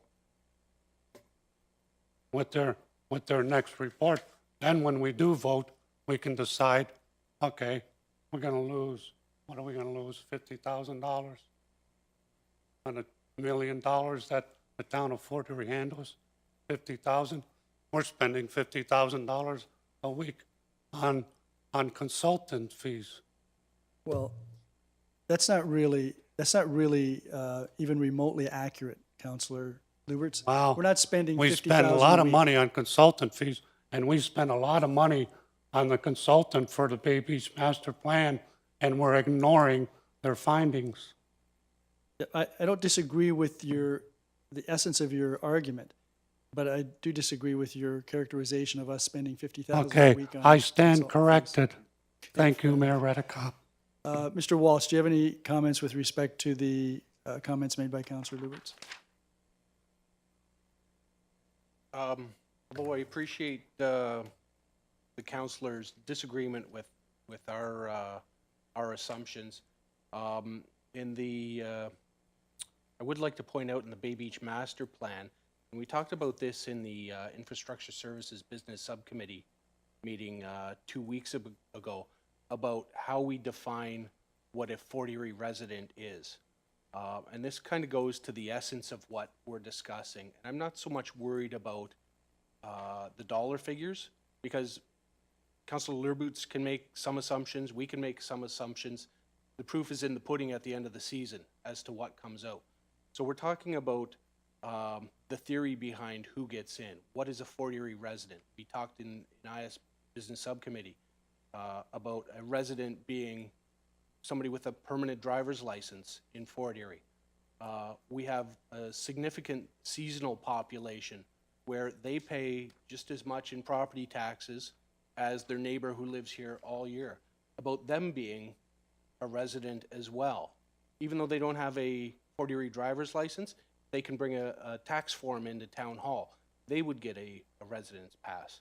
So I think going to Councilor Lubert's numbers, I think some of them are in error given that assumption. So council has a report in front of them for information. We're going to receive comments from the public on March 4th, and what we plan to do is take council's comments from tonight, comments from our presenters in 2 weeks, and refine this report. We'll take a look at the numbers again, but refine the report, come back with a final recommendation from staff with dollar figures in it and operating implications. Councilor Luberts, back to you. Yes, thank you very much, Mayor Redekop, and thank you very much, Mr. Kelly or Mr. Walsh. But, and I appreciate the fact that, my numbers might not be 100% accurate, but if you're going to dismiss my numbers, we have to dismiss yours. That's only fair, right? You're using yours numbers based on assumptions, and my numbers are not based on assumptions. As a matter of fact, Mayor Redekop. Well, of course they are. Well, I can tell you, a few years back, we did a survey on Bay Beach, and we talked to hundreds of people, right? And we asked them the same questions. Where are you from? Are you from out of town? Were you there? Were you that? And we were surprised when Donna Hind and her group came forward with their results of their survey. We were surprised at how close we were to her findings. And I can tell you, Mayor Redekop, that survey that we did, we made sure we knew the difference between a resident and a non-resident. We didn't assume that somebody that was renting today is a resident. No, if you were renting, you were a non-resident. If you were here at an Airbnb, you were a non-resident. And those people should pay. And when we talked at the infrastructure meeting the other day, Mr. Walsh did bring up what is a resident. And our discussion was, and Mayor Redekop, I think you said it, if you pay taxes here in Fort Erie and you own a home and you pay taxes, then you're considered a resident of Fort Erie. That's as far as it went. We didn't talk about renters and Airbnbs and those types of things. That's as far as our conversation went. And I think we all agreed that if you own a home in Fort Erie and you pay taxes there, you are a resident. Now, your children, if they live out of town, they're a non-resident. They will have to pay. But we can see, the numbers show that we can make money here. And I'm going to make one last point about this whole thing. And we're all getting carried away about the money. And I was involved with Bay Beach since 2001 when we purchased the property. And I've been discussing, and I came as delegate, and what it was all about was we were trying to figure out a way that we could bring some type of return on investment, right, for the people in Fort Erie, for the money that they spent to buy and purchase the property. So I came as a delegate. Mayor Redekop, you were the mayor at the time, and Councilor Noyes, I think you were a councilor at the time, and we showed numerous times how we could take the Bay Beach property and get a return on the investment and do improvements without being a burden on the taxpayer of the Fort Erie. And we constantly prove that, but constantly the residents of Fort Erie are asked for more. And now we're being asked to pay to get on the beach. And if I can remember correctly, Mayor Redekop, when you ran for mayor back in the day when we purchased this property, you said the beach is our birthright. The waterfront is our birthright. And we, as a council, should not be restricting access for our residents. There's no need for it. We can afford it. And that's all I have to say, Mayor Redekop. Thank you. Councilor Lubert, do you have any comments with respect to other aspects of the report? I'm thinking in terms of the security measures that are proposed. Well, yes, Mayor Redekop. Let's get it all out. Another thing about the report, and another thing about Donna Hind and planning partnership. When we had our public consultations, one of the things that we discussed in that consultation was the Ashwood entrance.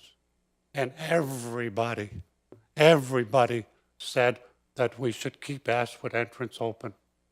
If we do not allow people to get into the Ashwood entrance, the business owners are going to be affected by that. People walk down there. The residents that live close by, they use the Ashwood entrance.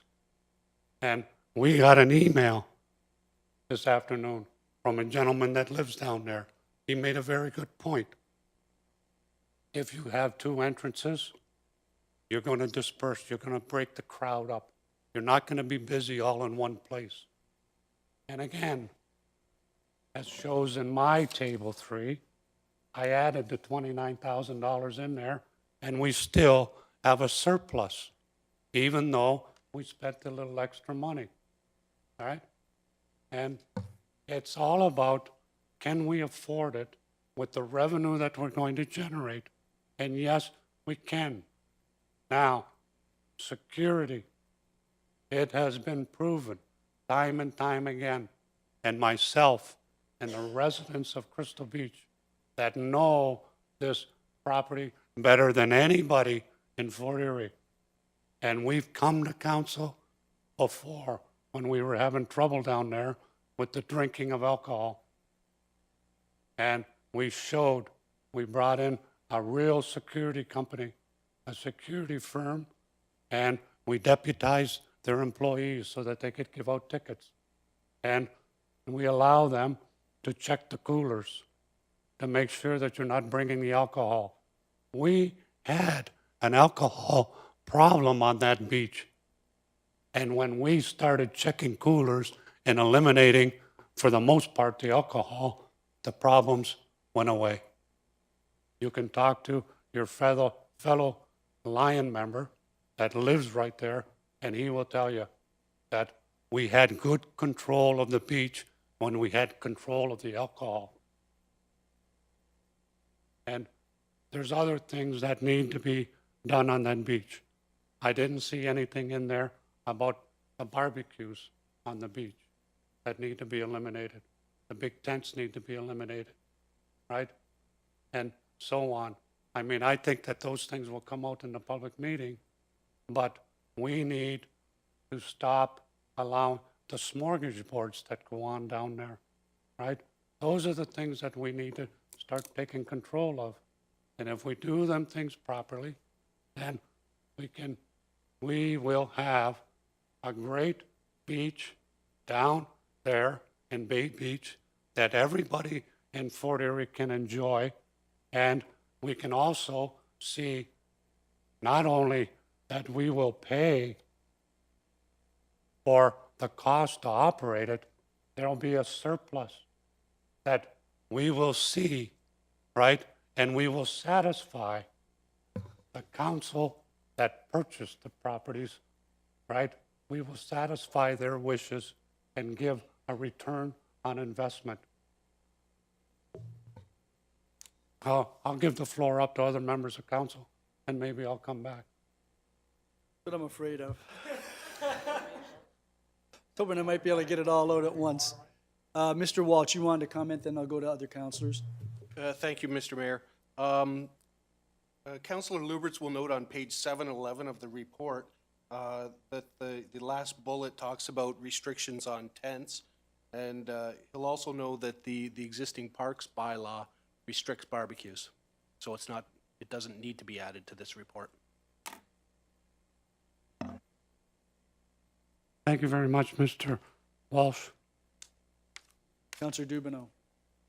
Yes, thank you, Your Worship. I'll try and keep my comments brief.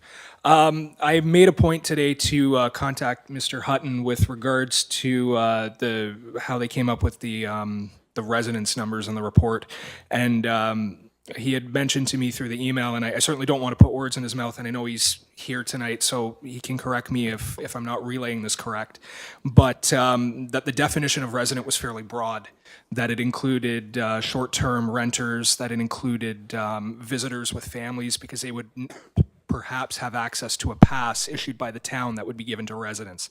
So I don't agree that individuals in that situation should be given a pass, but I have a better understanding of how they came up with the number, and that they had been very conservative in their estimates, and they believe that erring on the side of caution would be better than trying to make things look better than they could potentially be. With regard to access to the waterfront, I am of the belief that residents of Fort Erie should have access to that beach free of charge. I do agree with the sentiment that it is a birthright that Fort Erie residents have.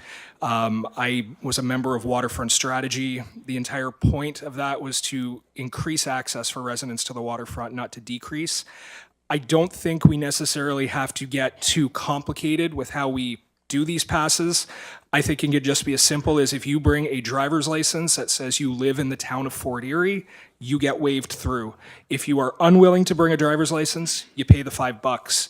If you do not live in the town of Fort Erie, you pay the $5. If you are a, dare I say this, if you are not a full-time resident, then perhaps that's even something we need to look into, because now we're getting into the issue of passes and a whole bureaucracy surrounding that, which can make it complicated. You bring a driver's license, it says you live in Fort Erie, that is your birthright, you should not have to pay to go to that beach, and it's really simple to enforce and keep track of. So this report's for information purposes. I know we're going to be having a public meeting. Nothing in here is being finalized yet, and I certainly look forward to hearing what the community has to say, but from speaking with Mr. Hutton, the numbers make more sense now, and I really appreciate having the opportunity to speak to him about that. Councilor Noyes. Thank you, Mayor. In regards to the report, I'm still on the fence, and I'm leaning, to be perfectly honest, more to option 2, where that everybody pays except for the kids if you're accompanied by an adult. I'm leaning that way simply because I think it won't be a huge burden. I think the fee would probably be like $25 for a season pass or something like that, definitely doable.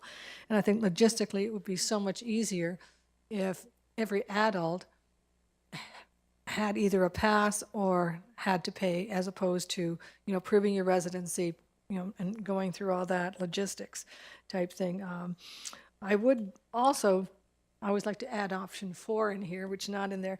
But if we do go for something like option 2, where everyone pays, I was wondering if it'd be possible for one day a week where nobody pays. So it's not an all or none thing that, 6 days out of the week they pay and every Wednesday is free. So those residents that do feel it's a burden or whatever can still access it on Wednesdays, or whatever day we pick. Obviously, it won't be a Friday or a Saturday or a Sunday or a holiday.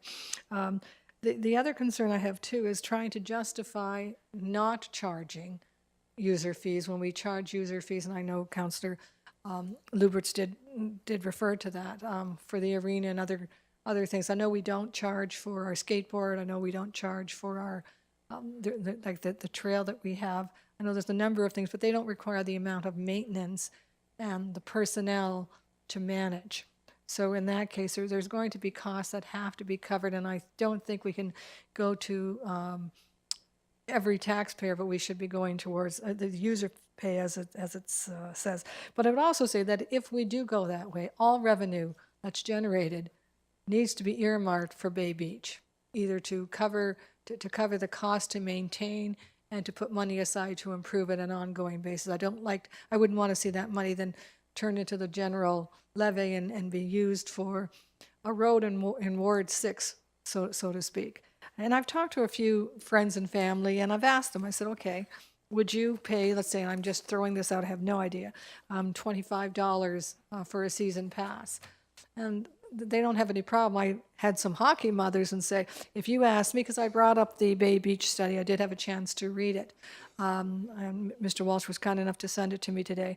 And I asked some people that had their kids in hockey and figure skating, and if you ask them, you get 100%, I would think, to say, no, we don't think we should have to pay for our kids to use the arena. Recreation should be a birthright type thing. I know I'm stretching it a little bit there. But so I'm leaning towards option 2 with the hope that there could be one day a week free and that the price be very reasonable. And I think logistically it would be so much easier to enforce. I'm also of the mind that Ashwood Avenue should be kept open for both in and out. And going back to the Bay Beach plan, like things do change. I remember today reading it is that they were anticipating a $300,000 revenue from the sale of the parking lot. And I think last week we agreed to $800,000. So things do change. There was significant more income than they thought.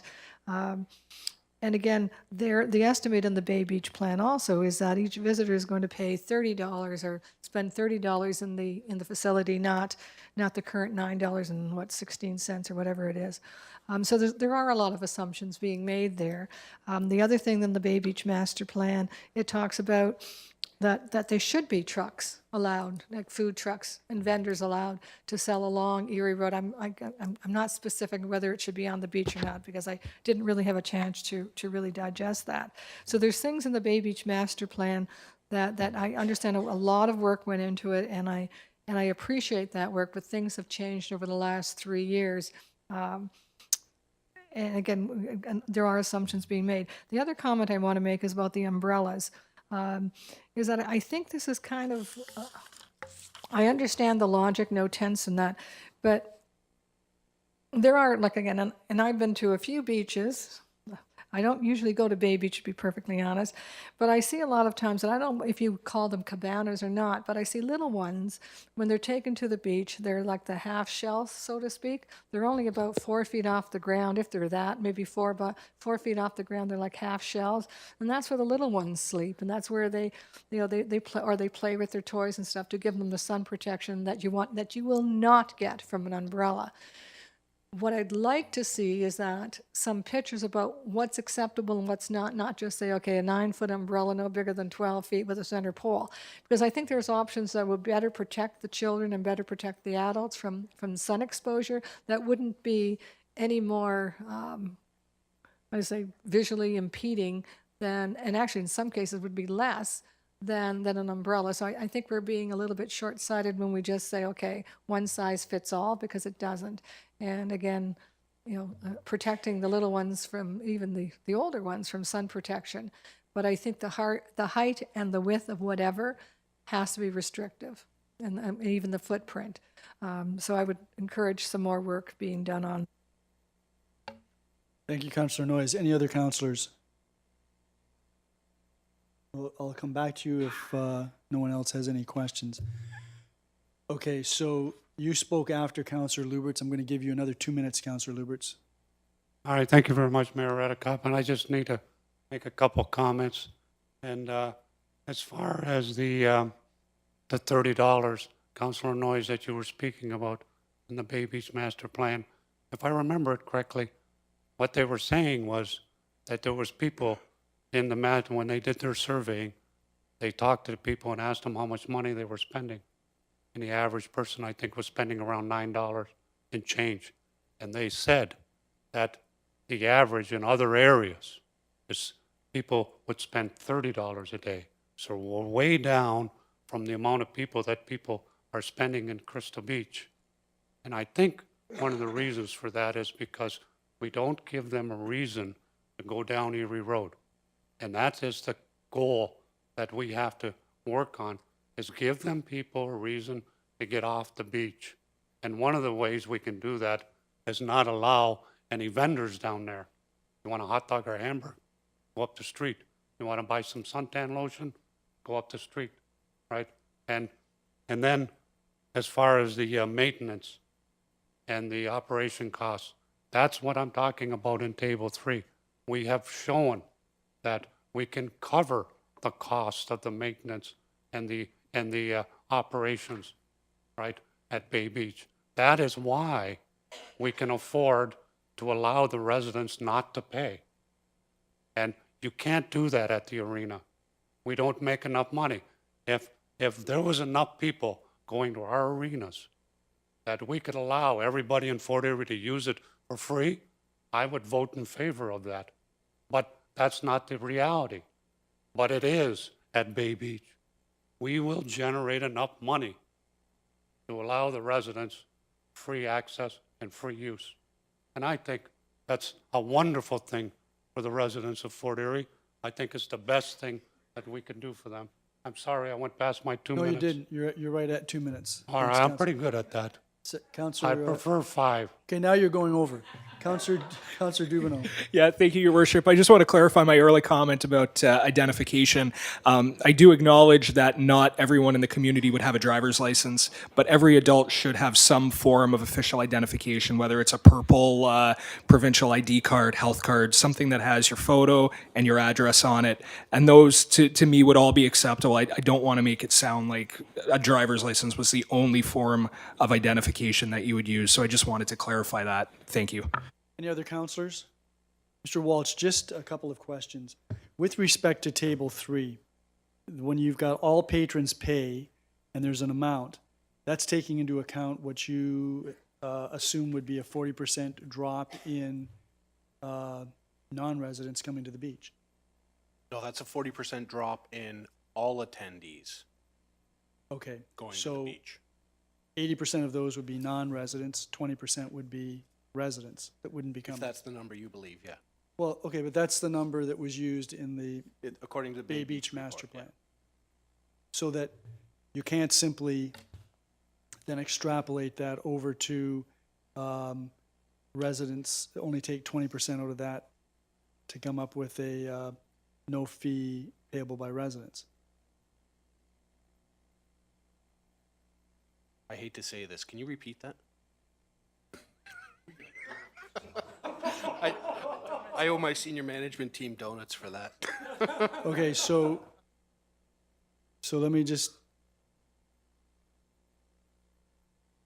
so if we're using an 80-20 ratio Okay. in option 1, then it would simply be a 20% reduction in option 3. Because it's 20% are residents. I think you used actually you used the opposite. Yes. You used 80% For residents, yes. residents, but So, that's the yes. complete opposite of the master plan. Sean is nodding yes to your assumption. That's the complete opposite, though, of the master plan.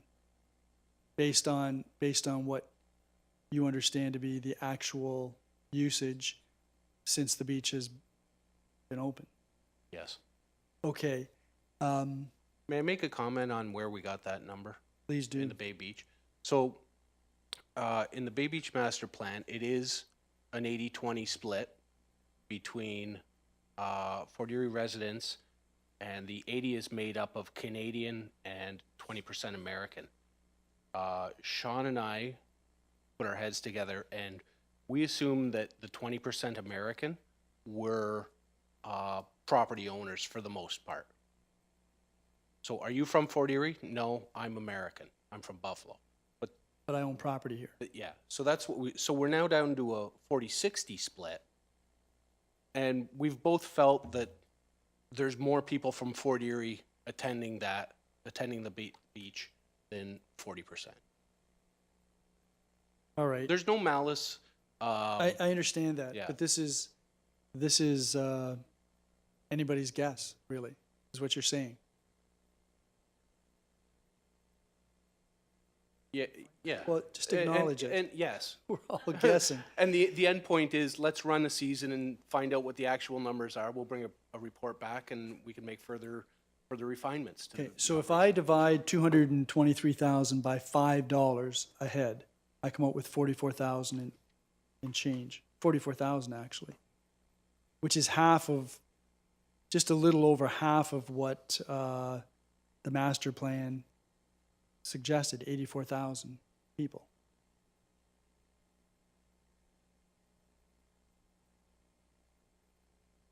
That's correct, yes. So how did you come up with the 44,000 after deducting 40%? John, do you have a moment?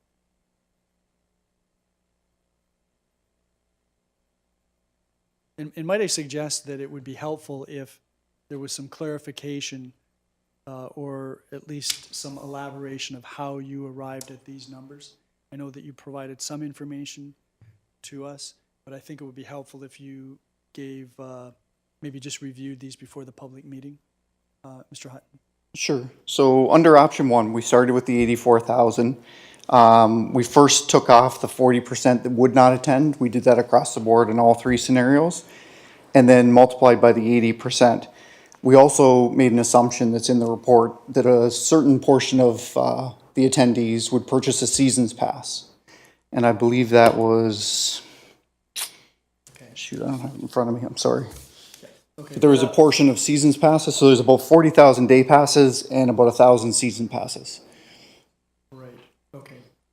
That would make sense. But I think it would be helpful if you broke these out, because I monkeyed around with these numbers at home on the weekend, and I think it would be helpful if the public could see that as well. Doesn't mean that they're accurate numbers. Correct. But it just shows everybody how you arrived at the numbers. That would Yes. be helpful. Okay. The other question that I had, either you, Mr. Hutton, or Mr. Walsh, and that is the alcohol.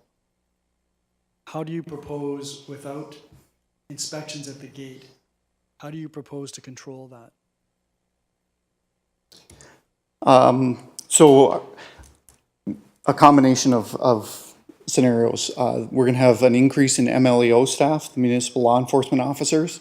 Last year, we worked with the Niagara Regional Police to bring them in on select days, days that we felt would be the highest volume of people out there, and other days where we selected times just to kind of keep people off guard, where we felt that we wanted to bring them in on a day they may not be expecting it. So those two things, as well as we believe one of the biggest issues out there is capacity management. With a large number of people talk about 4,000 to 5,000 people out there on a day. It's much easier to hide a cooler of alcohol in a crowd than it is when there's half that many people there. Well, doesn't that then lead to the conclusion that there really should be inspections at the gate? There could be, yes. That would be the easiest way to control it, I think. That does raise some other concerns, though, that are pointed out in the report. In terms of who has authority to do that. Right, it would have to be a security firm, which we've had some good security firms and we've had others we've had issues with, as you're aware. Right. In terms of charging or not charging, was there any consideration given to several days during the week? Tuesday, Wednesday, Thursday, Mondays that aren't holidays being free days for everybody? Actually, the opposite. We had considered charging admission like a Friday, Saturday, Sunday, and holidays, and have the weekdays free, the slower weekdays. So yes, we had considered that as well. Was that factored into your calculations in Table 3? No. What do you think the impact would be, or have you even considered that? I'd have to make an assumption, but Well, why don't we do this? Why don't you consider that and see what the impact would be on your calculations? Sure. If I may on that, Mr. Mayor, we have talked about it, and our feelings are, let's see how the beach runs based on admission for 7 days a week. And if we find that the weekday population is very low and not worth having somebody there checking admission, the cost, that'll come forward in the fall in our report. But it's something we have considered at this point. There's so many permutations and combinations to what we can run and what we can charge and when we can charge it. It becomes mind-boggling after a point. I guess from my perspective, I'd be looking for the simplest way to deal with people coming to the beach. And if there was going to be charging, I just wouldn't want to get into an elaborate system. It's going to cost as much money as it's going to generate. So I think we need to keep an open mind at this stage because we haven't heard yet from the public. We have received a number of comments by email, and I trust that you've received those as well.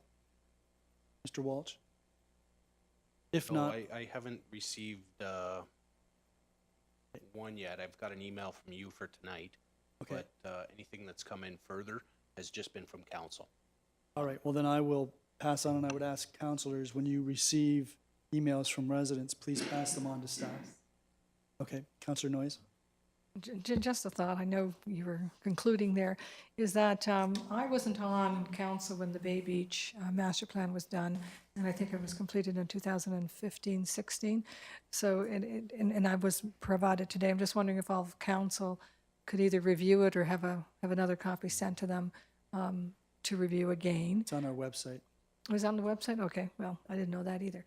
But again, one of the things, though, in here, too, is that there is a lot of assumptions made under beach admission in regards to they're anticipating that because of the new amenities and things, we're going to attract the same number of people who will lose when we charge admission. So they're going on that there'll be no change whatsoever if we charge admission or not. And the other thing is they do allow renters are considered residents. Who are? That they don't have to pay. That's where? That's under beach admission. Oh, you mean in the report? In the report, yeah, so Yeah. just commenting that non-residents who rent are considered non-payers, so to speak. Any other questions or comments? Councilor Lubitz, you've had twice already. I'll give you a minute this time. Yeah, okay, no, I just wanted to make a comment on the on-street parking. And they talked about the residents. But my question there was the people, the residents on the streets and their visitors, right? And they're saying that we're going to have a charge, I think it was $10 maximum, a daily rate. Now, we know ourselves that we have some residents that don't even have a driveway. And I'm just wondering how we're going to work with that, because I'm assuming they're going to have some kind of parking permit. Mr. Walsh? Would that be correct? Mr. Mayor, we haven't taken that into account right now.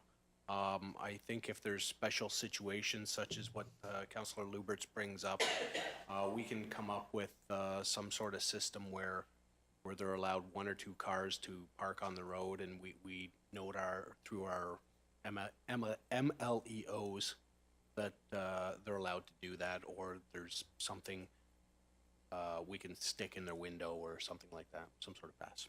Okay. All right, and just a little, I wasn't a minute.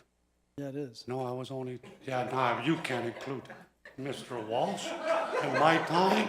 You're gonna spend Oh, another come minute on. arguing about whether it was a minute. All those in What else is favor? there? Councillor Lubberts, what else is there? All right, Are you thank done? No, You no, done? no. I just want to comment one more time on option, or on table 3. And Mayor Redekop, no matter what we do with the calculations, if you're going to use 40% of the people won't come, that's still, then you use it for every calculation. So if $223,000 is the number you came up with 40% of the people not coming, right? Then you do your 80-20 split on residents and non-residents, right?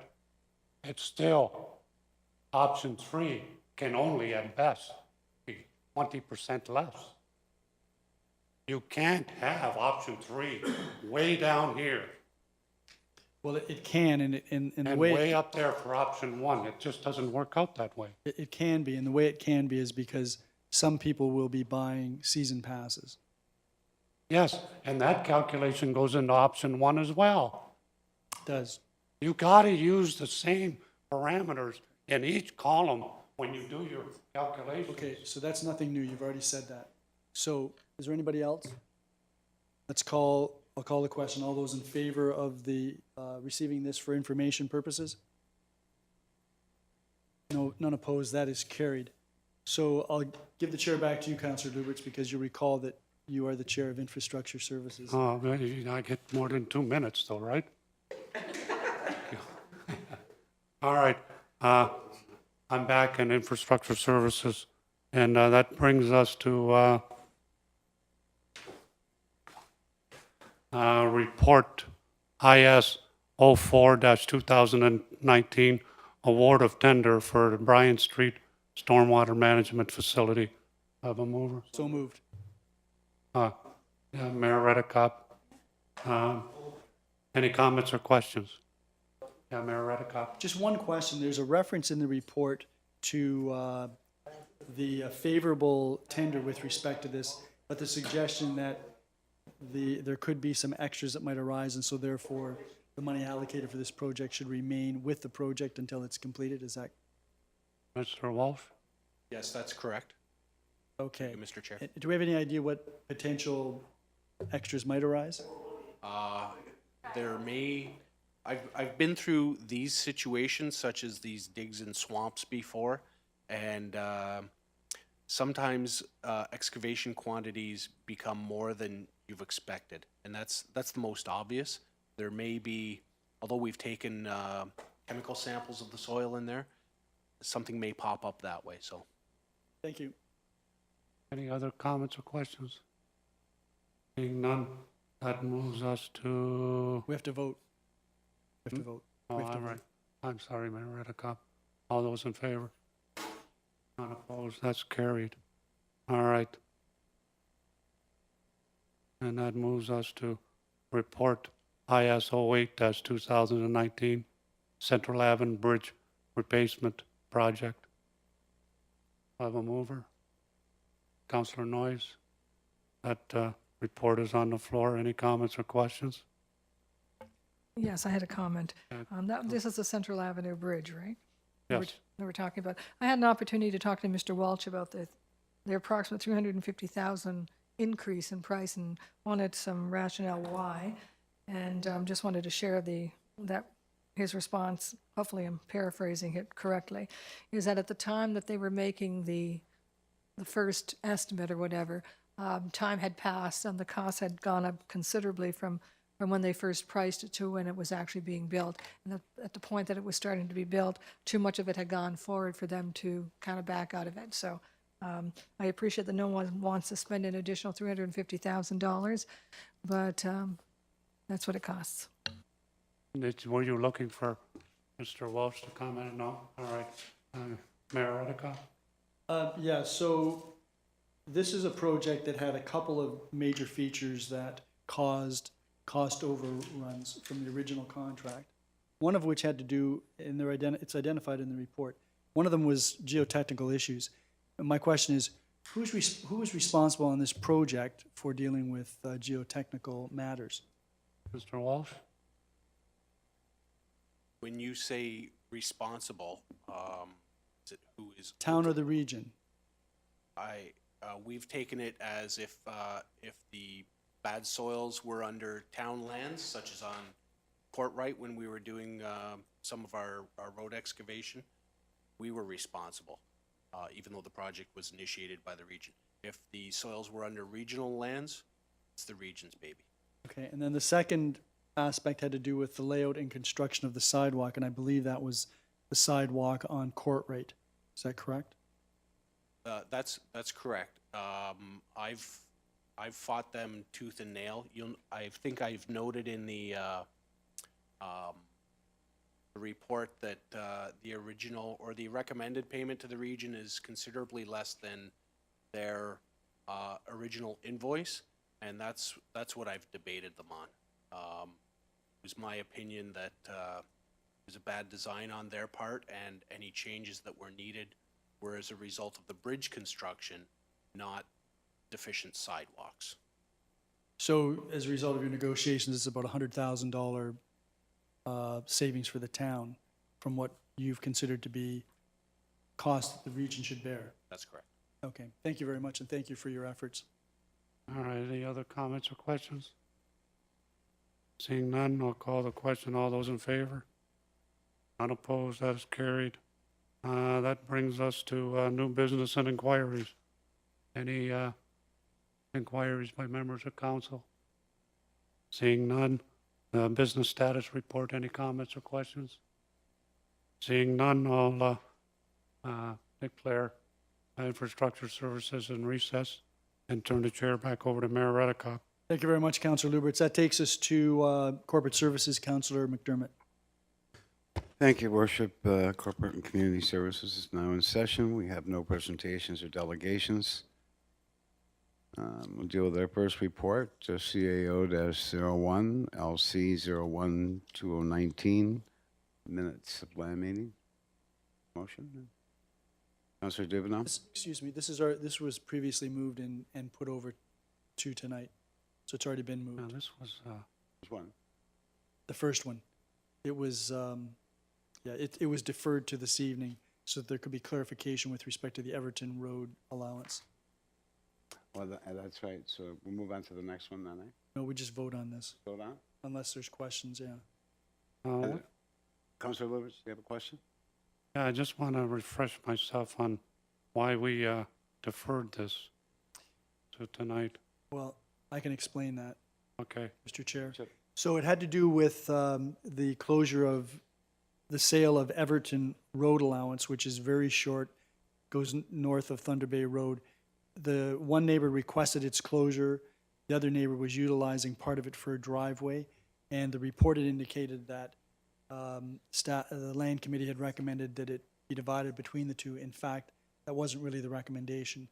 And my understanding is that staff is working with the property owners and will be making a recommendation for the road allowance to be split 2/3, 1/3.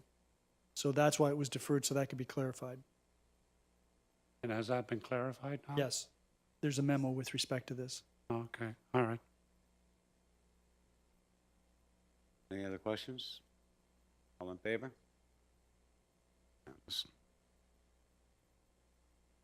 So we move on to CAO 05-2019, review of management supervisory and exempt employee salary administration plan.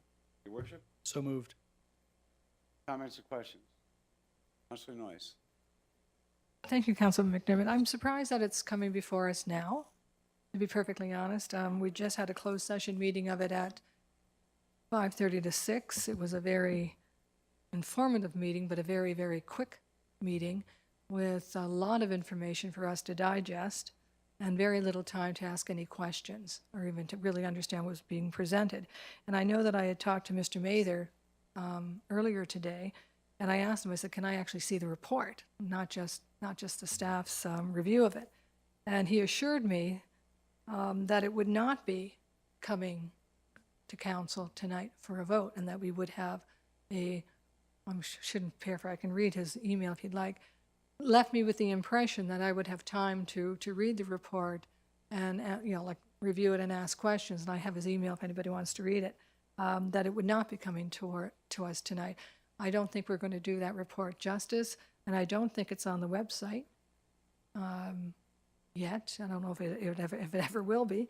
But again, we're told it's confidential. And again, I would say we need to defer this until, for another 2 weeks or whatever, so that we can look at, really digest it and really find out what the implications are. Because I have many more questions that there was no time to ask today. So you feel that you'd like to put this up for how long? Well, she can't move to defer because she's already spoken to it.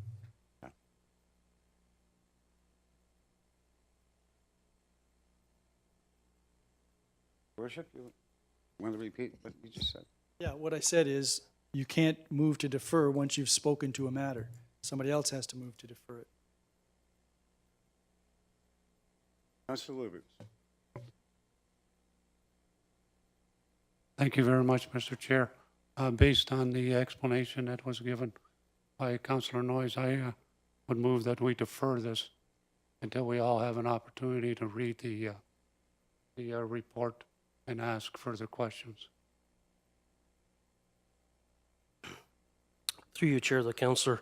We brought this forward this evening, both the closed session and the report, mainly due because Mr. Tom Mather, who is the champion of this report, is leaving us and will not be with us for the next meeting. So we wanted to get this before you while he was still in attendance and he can answer his questions. This report was provided part of the agenda package as all other reports. I'm not sure why some feel it wasn't. It was. To Councillor Noyes, there's question to Tom Mather earlier today about the report being brought forward. He was making reference to the slide presentation / report that was prepared by the consultant for the closed session, which is not a public document. Councilor Noyes? I had an opportunity of pulling this up. It says, because of Tom Mather, my inquiry to Tom is. Point of order, Mayor. Point of order. I put on for a deferral. Okay, I'm sorry. No debate.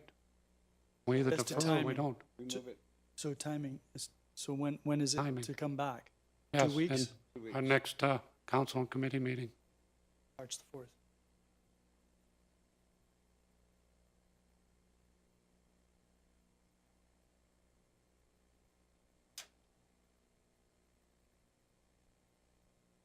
Okay, so let's move on to see. We have to vote on that. We have to vote on the deferral? Yeah. All in favor? Against? Tied. Aye. Lost. We'll vote on it tonight. Worship? So I had asked in the Corporate Services Business Subcommittee meeting earlier today what the budget implication is with respect to the changes that are being proposed in the report, the adjustment to the management staff. And so I wonder if Mr. Jansen could provide that information. Mr. Jansen. I'll take that question. Through you, Chair, to the mayor. So the total salary adjustment for the 9 positions, I believe, is a total of $18,500 on an annual basis. But for this year, seeing we're already near the end of February, it'll equate to around $15,000 total adjustment in salaries. So the reason this study was done, just so that the public is aware, the last time this was reviewed was in 2006. And at that time, council determined that our management staff should receive something in the neighborhood of 70% of the comparator market. And that over the past 13 years has slipped, past dozen years has slipped. This is an opportunity for that to be restored. And it relates to whether we can attract and retain good quality senior staff. So I'm going to support this. I understand that Councillor Noyes is uncomfortable that it's proceeding without an opportunity to review additional information, but to my way of thinking, this is something that needs to be done. It's a modest amount to put our staff in a position where we're at least competitive. Councillor Noyes. Thank you, Councillor McDermott. Again, I had first a voicemail to Mr. Mather asking for a copy of the review so I could have a chance to digest it and read it. I had an answer from him basically saying, my question is, he said, okay, there's going to be a presentation at 5:30. And I put, would have liked to have had an opportunity to review the report prior to voting for or against. And then it says, with respect, you will have the information in advance of voting on the report. So if he thinks that 30-minute presentation is adequate time for us as council to make a decision, I would disagree with that. And so now that it's on the floor, it's confidential, so we really can't ask any specific questions. But I agree that there is a time for us to upgrade the thing. But there are some salaries on here and some percentages where we're actually above the 70%. Does this mean that everybody gets a raise? But what are we going to do those ones who are already above the 70% percentile? Are they also going to get the raise increase? There's also a question about, there's something here that one of the positions, and I won't say which one, doesn't even have minimum wage as a minimum.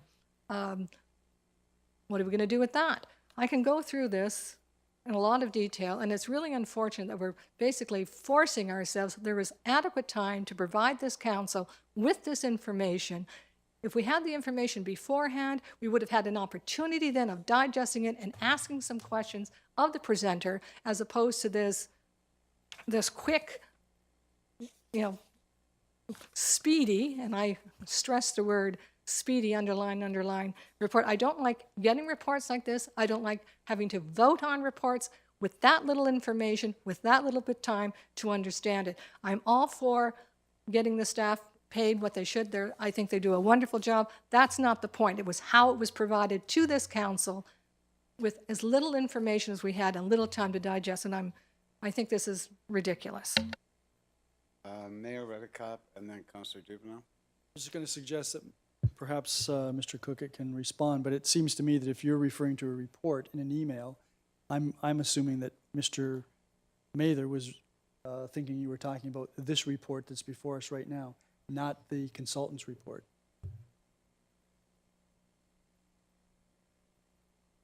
Councillor Duvenel. Yes, thank you, Mr. Chair. I'm wondering if we can call the question. We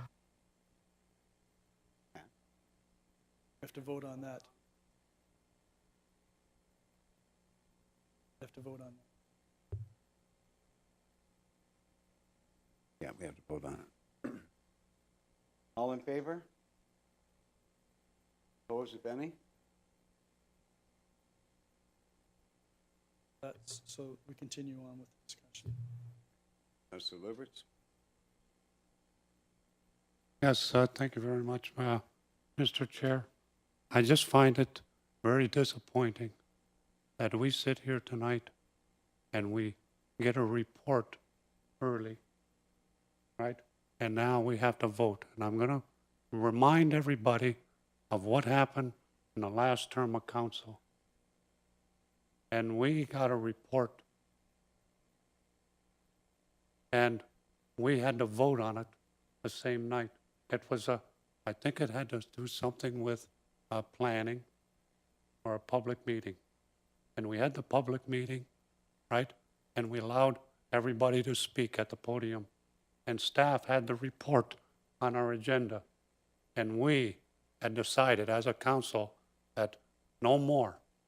When we have our public meetings, we're going to allow people to make their comments, and those comments will all be gathered together, and then we have at a different council meeting, give an opportunity to make changes to the report, and then we vote on it. So here we are tonight. We go into a closed session meeting. The woman gives us a slideshow presentation on our monitors and some screens on the wall. She tells us that we will get a copy of her presentation. We weren't allowed to ask any questions. That's And what not are we true. gonna do? That's not true. What are we gonna do with that there presentation once I get it? No questions. And I called, I don't know if I talked to the clerk or if I talked to the mayor's secretary, and I asked, well, what is this closed session all about? Because I didn't know anything about it. Now, you had an opportunity to speak at it at another meeting, Mayor Redekop, but I didn't. And our staff told me that it would be explained during the closed session meeting. Yes, I got an explanation, but I have a bunch of questions to ask, and now I can't ask them.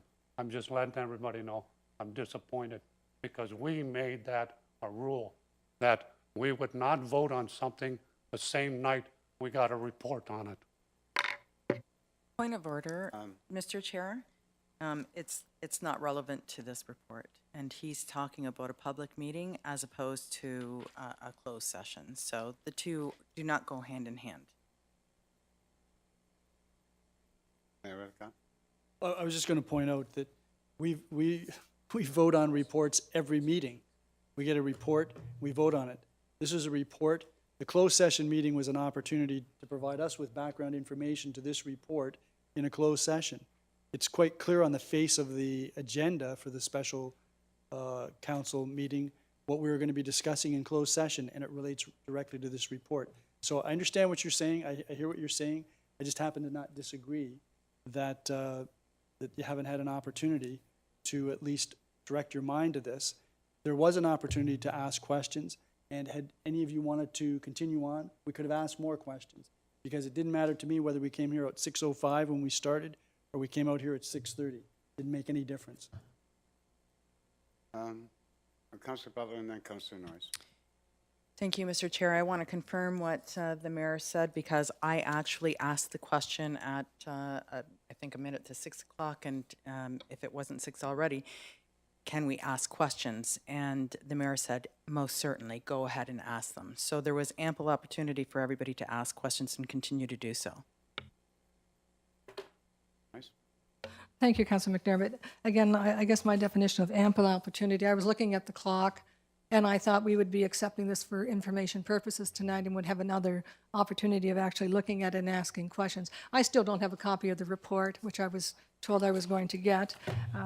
Again, Mayor Redekop, you commented on how this is going to affect the budget. I'd like to know how it's going to affect the budget. Again. Well, that was asked and answered. So the annual implication is going to be $18,000, but this year, because of the fact that we're already into the year, 2019, it will be $15,000 for the adjustments necessary to comply with the recommendations made in the report. Okay, then my next question is, I asked it earlier and I'm not going to get an answer, didn't get an answer yet, and since it's not being tabled, what's happening to the positions that are already above the 70%? They're already above the comparisons. They won't be adjusted. Is that? Mr. Cookett?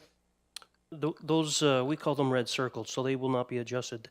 Not all staff will be getting an increase as a result of this review. We've only have 8 or 9 staff, I believe 9 staff, that will be adjusting their salary as a result of this review. Those that we feel are overpaid or above the 70th percentile will be red circled, and there will be no increases until they're within the band. Are we going to get a copy of those that have been red circled? That was provided at the presentation in the closed session. That's how much time we had to actually look at it and digest, because I'm a pretty good visual reader, and I didn't get any of that information. The other question I had was about the minimum wage. There's one job here that the minimum amount is is less than minimum wage. How does that work?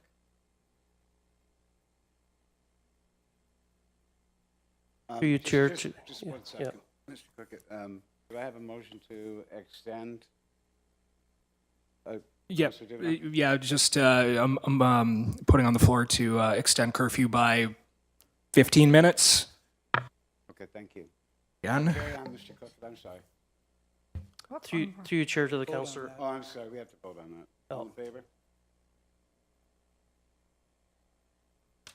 I may be wrong on that. Now that I had a second chance, another minute to look at this, I actually see that we have raised that to a minimum, to the minimum wage. But again, this outlines, my disappointment in how this, I know that those people who were sent on corporate services perhaps got an opportunity to know what was coming forward, and I actually was here, well, I wasn't here in 2006. Yes, I was here in 2006, the last time we did it. And I'll tell you, it was given a lot more information, a lot more time for us to understand and meet with the consultant and ask a lot of questions.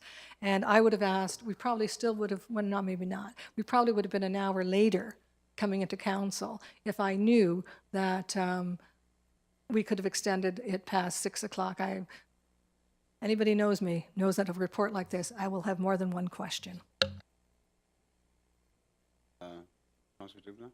Yeah, thank you, Mr. Chair. I'm just, from the closed session, I know that there was some proprietary information handed out, and I believe Mr. Mather had asked for that information to be returned, and I just want to ensure that all councillors returned that information to Mr. Mather and will not be taking it with them when he requested it be returned. I don't think that was a direction. I think it was just to retain it as confidential.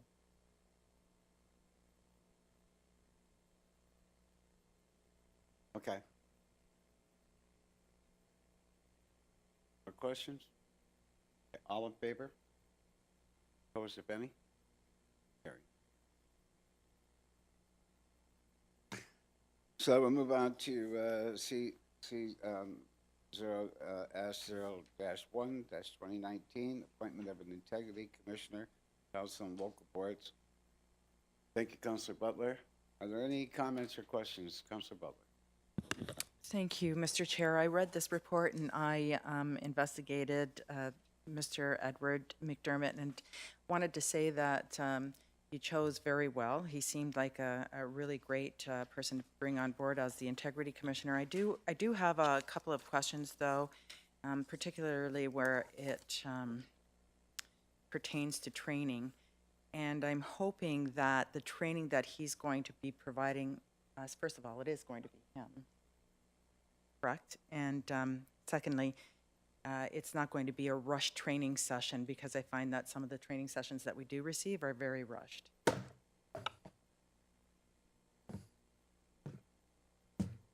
Councilor Noyes. I have to jump on the. Need an answer to that. Oh, I'm sorry. I thought Tom was right on that over there. Mr. Cookett? Through you, Chair, to Councillor Butler. Yes, there will be training provided in the Act with the new amendments.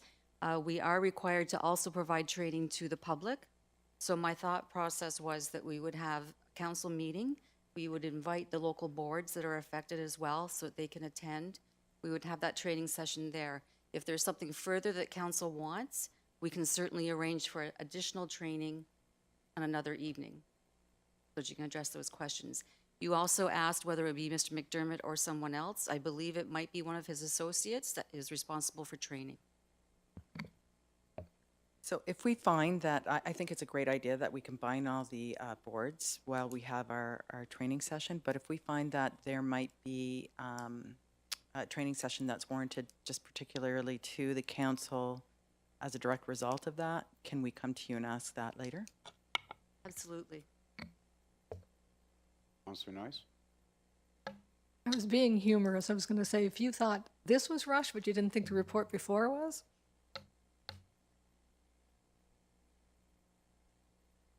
Anybody else? Okay, I just like to add that Mr. McDermott, although he spells his name the same way as I do, is not related. So we're clear on that. You didn't declare a conflict. No, and I'm not going to either, unless this is my rich uncle or something.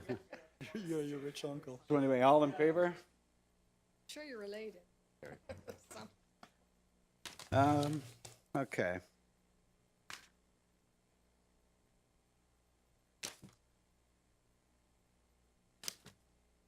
So we'll move on to the new business inquiries. Councillor Butler. Thank you, Mr. Chair. I was just wondering if perhaps the CAO could reach out to Kathy Mindorf and ask her if she could do a presentation with respect to the update information that she has regarding poverty and poverty reduction and the new standard rates. Mr. Cookett? I'd be happy to make that request. Anybody else? Seeing none, then we'll move on to business status report. Any comments or questions? Seeing none, Your Worship, it's back to you. Thank you very much, Councillor McDermott. That takes us to scheduling of meetings. We have a budget meeting tomorrow night at 6 o'clock. Are there any other meetings that anyone wishes to announce? Councillor Noyes and then Councillor Butler. Just that there's a fire department strategic planning invitation this Friday from 8:30 a.m. to noon.